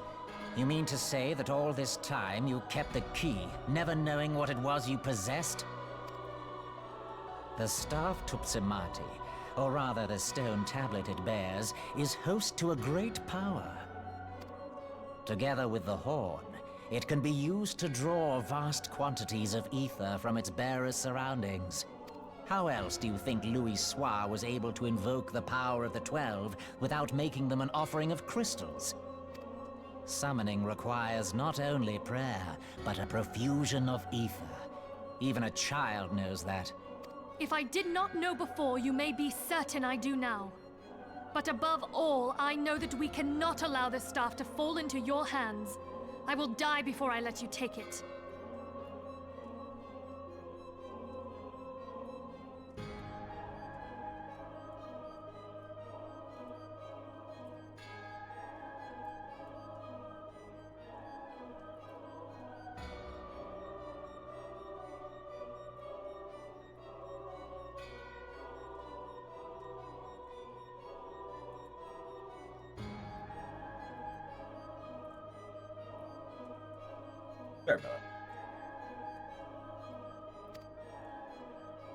Insufferable woman.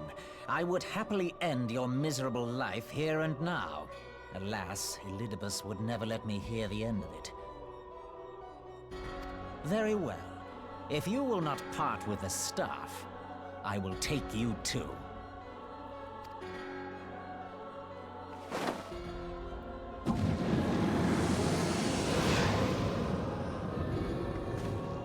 You just straight up stole my bitch.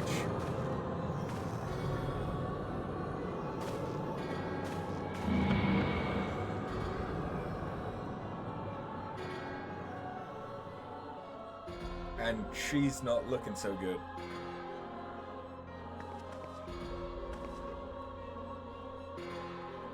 After them! Quickly! Before the rift closes!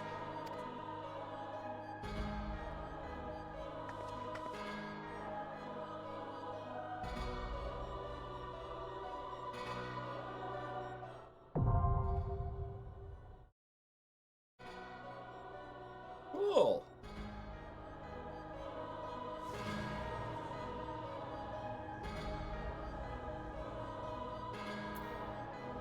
Hang tight.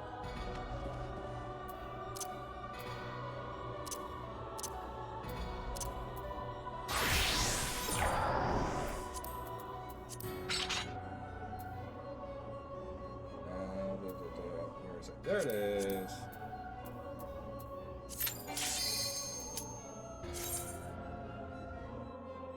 So I'm gonna do the chrysalis, and then that's probably gonna be where I have to end it today because it is nearly midnight, and the bean is now home.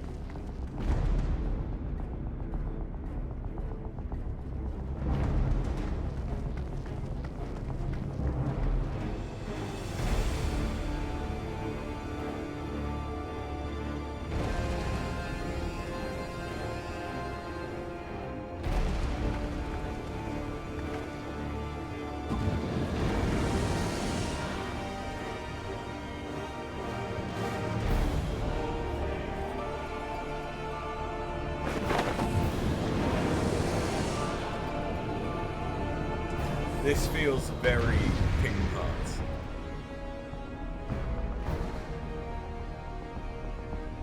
Which, yeah, is understandable. Oh wait, yeah, I'm not. I got confused what class I was playing as for a second. That bodes well.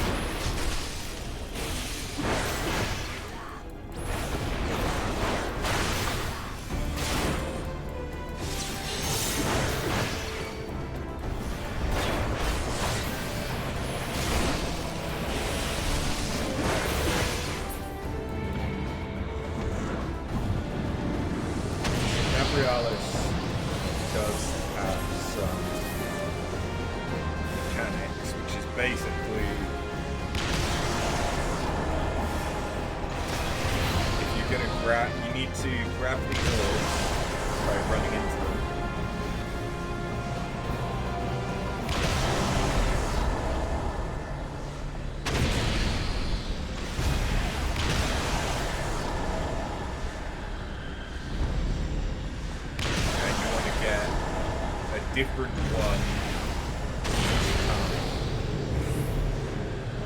to avoid getting stacks building. And depending on how many you let him get, the more powerful that attack will just do. It doesn't really matter for me because I'm doing myself so, but it doesn't matter if you're doing sync.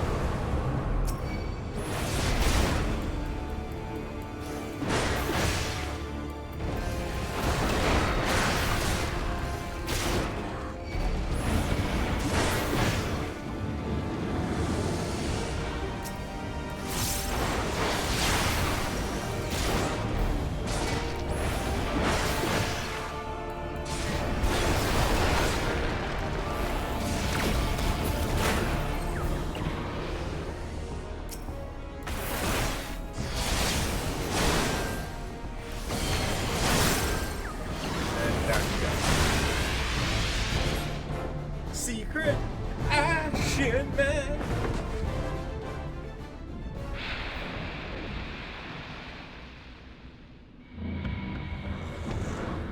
Bye-bye.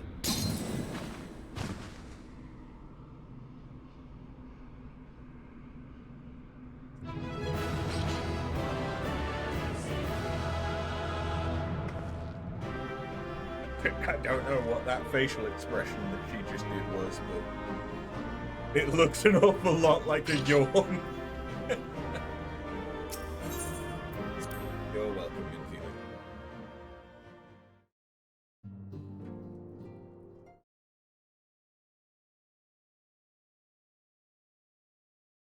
Look, see, she's still alive. Safe.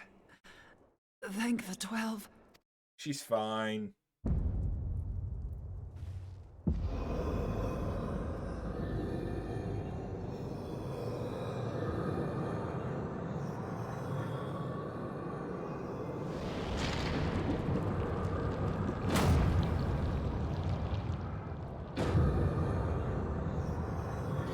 You may have bested me this day, but what of the next? What of all the days to come?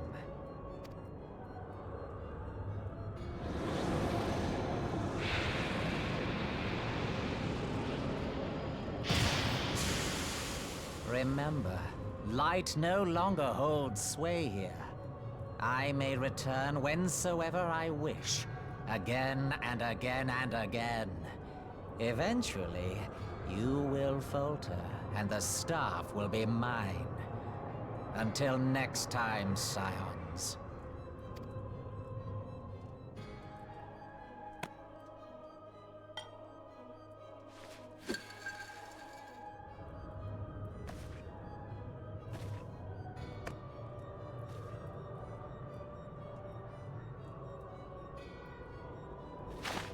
There will be no next time. This is the end. How nice of him to just stick around whilst they did that.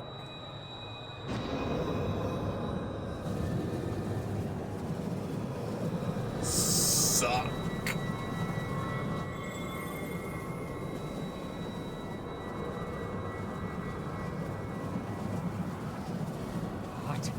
What trickery is this? No. No. Cannot. No.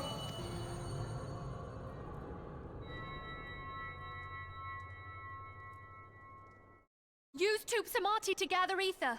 Quickly, before he breaks free!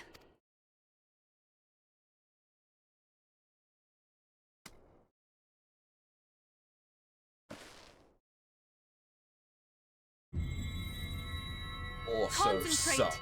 Call to mind the time you struck down La Habrea with the Blade of Light.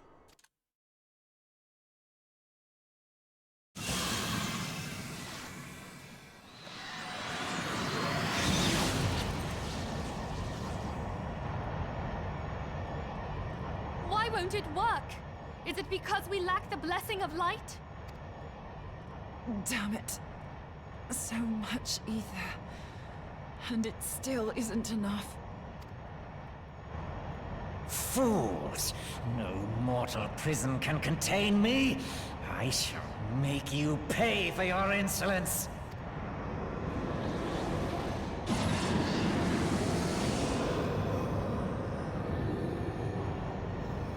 Please, Mother Heidelin, hearken to our plea. Lend us your divine light.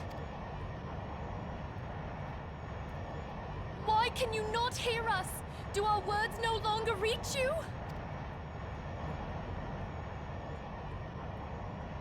If only we had a bit more ether.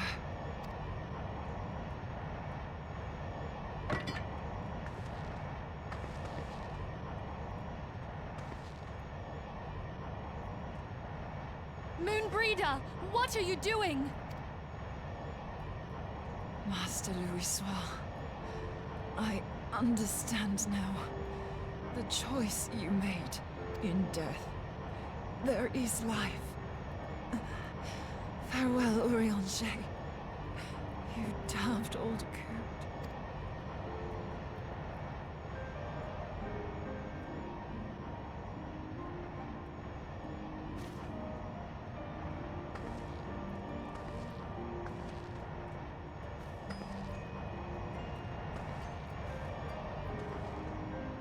Moonbreeder, no! You mustn't! Wait, why is that just the Austin Powers thing? Like, no! And it's a really slow thing. Wait, no, don't do it! You know, I'm just gonna watch you for another 20 seconds. It cannot end! No, don't do it! And yes, her name is Moonbreeder. It's very funny. I am eternal! I am immortal!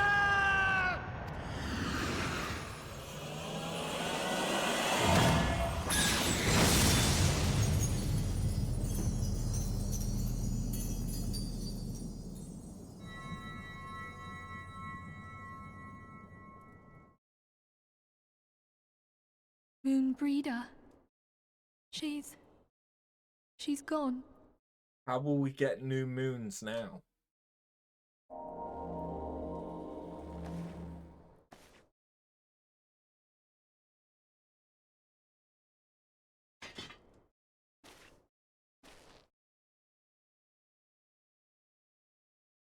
You did it, my friend.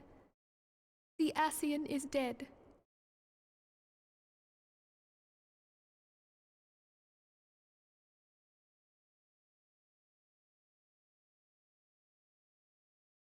This device is a legacy of Moonbreeder's toils and sacrifice. I shall hold on to it for safekeeping. Minfilia, are you all right? I am. Oh, we were surveying northern Thanalan when we received the distress call. We returned as swiftly as we were able. It seems you have everything in hand, however. What happened here? Where is Moonbreeder?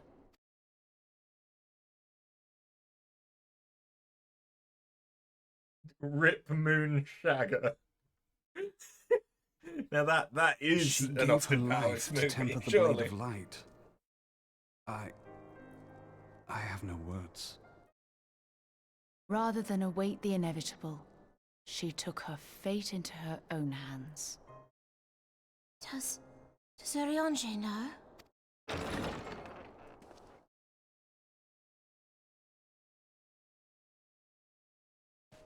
My friend, there is something I must tell you. I heard all, my lady. The moon sinketh, taking her leave of the heavens. Yet her passing heraldeth the coming of a new day.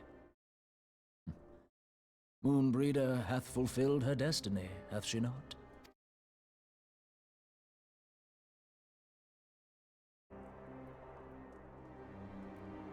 Long ago, far across the seas in the Garlean motherland, Moonbreeder and I did study under the sage tutelage of Master Louisoix. Full oft did he impress upon us that knowledge existeth to serve the greater good. This sentiment, however, was contrary to the nation's policy of neutrality, which censured intercedence in the affairs of foreign lands. In spite of vehement opposition, he founded the Circle of Knowing, and journeyed hitherto the heart of Eorzea. Through his noble sacrifice was the realm spared its doom. Yet this great soul, whom all should rightly have honored, was branded a pariah in his own land. His peers did accuse him of forsaking his duty as a man of learning, and of meddling in the course of history. When he left Garlean behind, Master Louisoix gave no word to signal his intent to Moonbreeder. Close as they were, as master and disciple, she was deeply wounded by the sudden exclusion from his confidence. Above all, however, she was confused. Try as she might, she could ill comprehend her master's motive. The slanders that were heaped upon him after his passing served only to inflame the turmoil within her. For years upon end, she knew not what to believe. Torn as she was, twixt the man whom she revered and the man who forsook her and his duty both. The Louisois I knew would never forsake his duty, much less one of his own. This I know full well, my lady. 'Twas not for want of love that Master Louisois hid his intent. He but desired that Moonbreeder discover her own path, free of the shadow of his influence. Long did I contemplate revealing the truth to her, and long did I hold my peace. After all, was it not Master Louisois' wish that she come to the truth unaided? I told myself it was, and resolved to let her suffer. Knowingly did I deny my friend the comfort she craved. And now she hath gone to her rest, with doubt still in her heart. Speakest thou in earnest? Did Moonbreeder truly come to understand Master Louisois' will before the end? The realization hath set her free. She may now find the peace which hath for so long eluded her. Oh, Moonbreeder, my dearest, how I shall miss thee. Moonbreeder gave her life that we might possess the means to defeat the Ascians. Her sacrifice must not be in vain. Let us continue her work on the Blade of Ether and see it to completion. My lady, I would mourn Moonbreeder in mine own way. I beg your permission to return to the Waking Sands. Of course, my friend. Take all the time you require. We shall be here should you have need of us.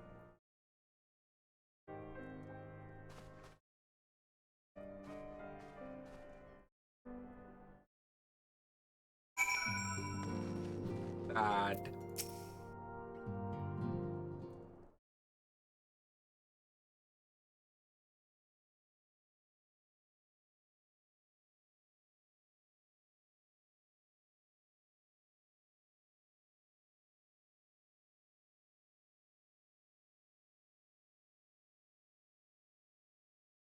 Never have I seen Eorzea so utterly defeated. No one should be made to suffer such grief. We shall gather in the Garlean Manor to celebrate Moonbreeder's life and mourn her passing.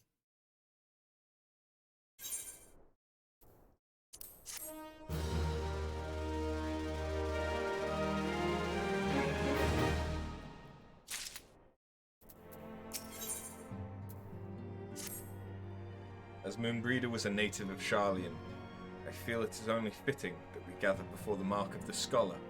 Are you familiar with the stone? It is a monument found at Wraithfrost, and it's sacred to Thaliak, guardian deity of the City of Learning. There shall we pray for our dear friend's soul and bid her a peaceful return to the light of the Mother Crystal.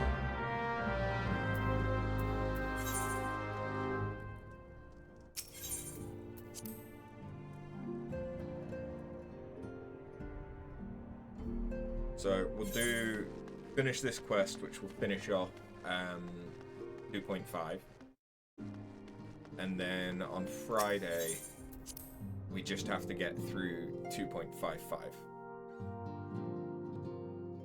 and then we're in Heavenswood. And I don't care how far we get into Heavenswood, as long as I can get into the Foundation and I can unlock Machinist, Dark Knight, and Astrologian. That's all I want.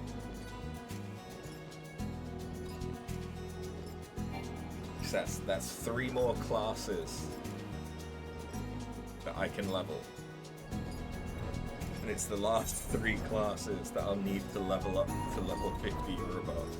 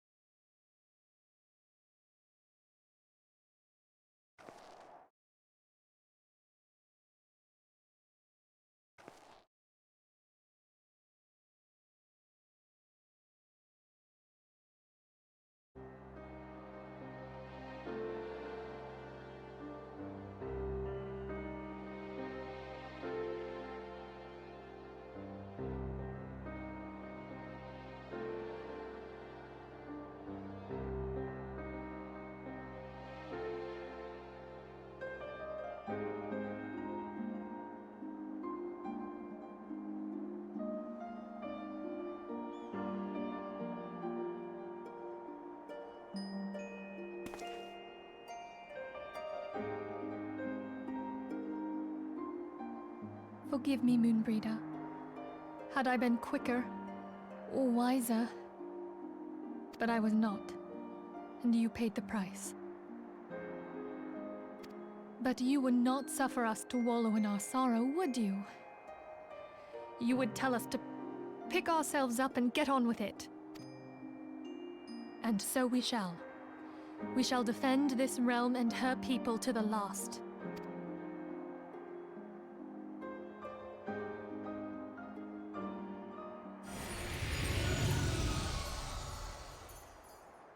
Life for death, a fair exchange. Other bargains will be struck. Can they see him?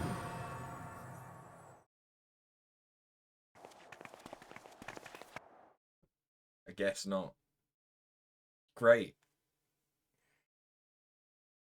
Only we can see the avatar of Dragon Jesus.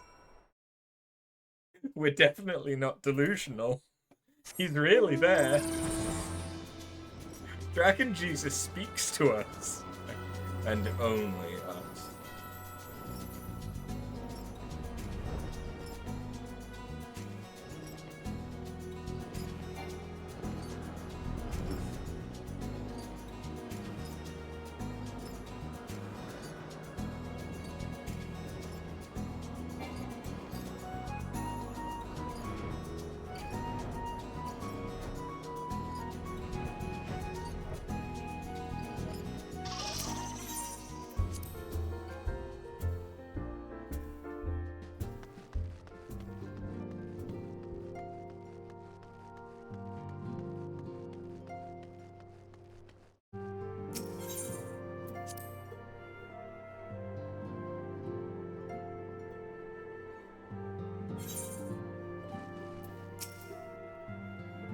Though we have said our farewells, the pall of sadness has diminished but little. Forgive me, as antecedent, 'tis my job to be a pillar of strength for all others to lean upon. Yet I also believe the grief we feel now is precious in its own way, and not to be lightly swept aside. Do you not agree?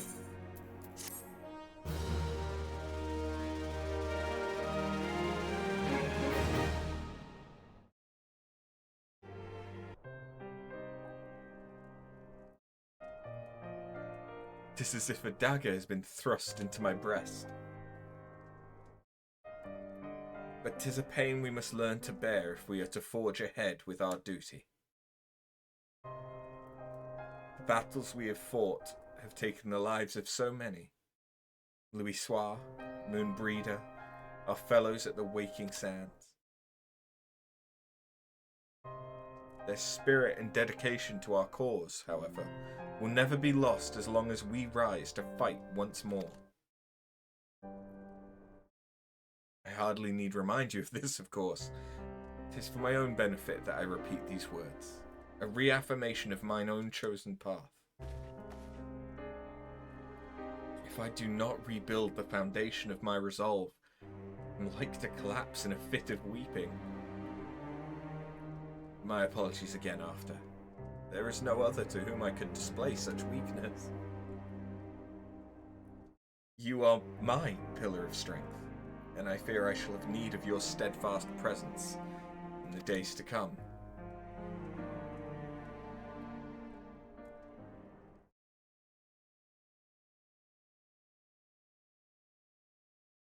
A victory won, a comrade lost. To honor the fallen, the living forge ever on, towards the light of a new day.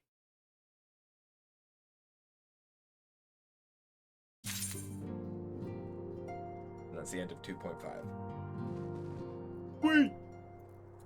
So yeah, we will come back to this on Friday, unless I feel like absolute shite, which hopefully I won't.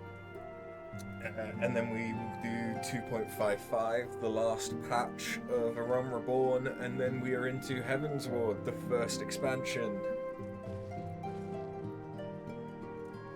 Let's go. So, thank you for watching, and catch you all next time. Have a good one. Later.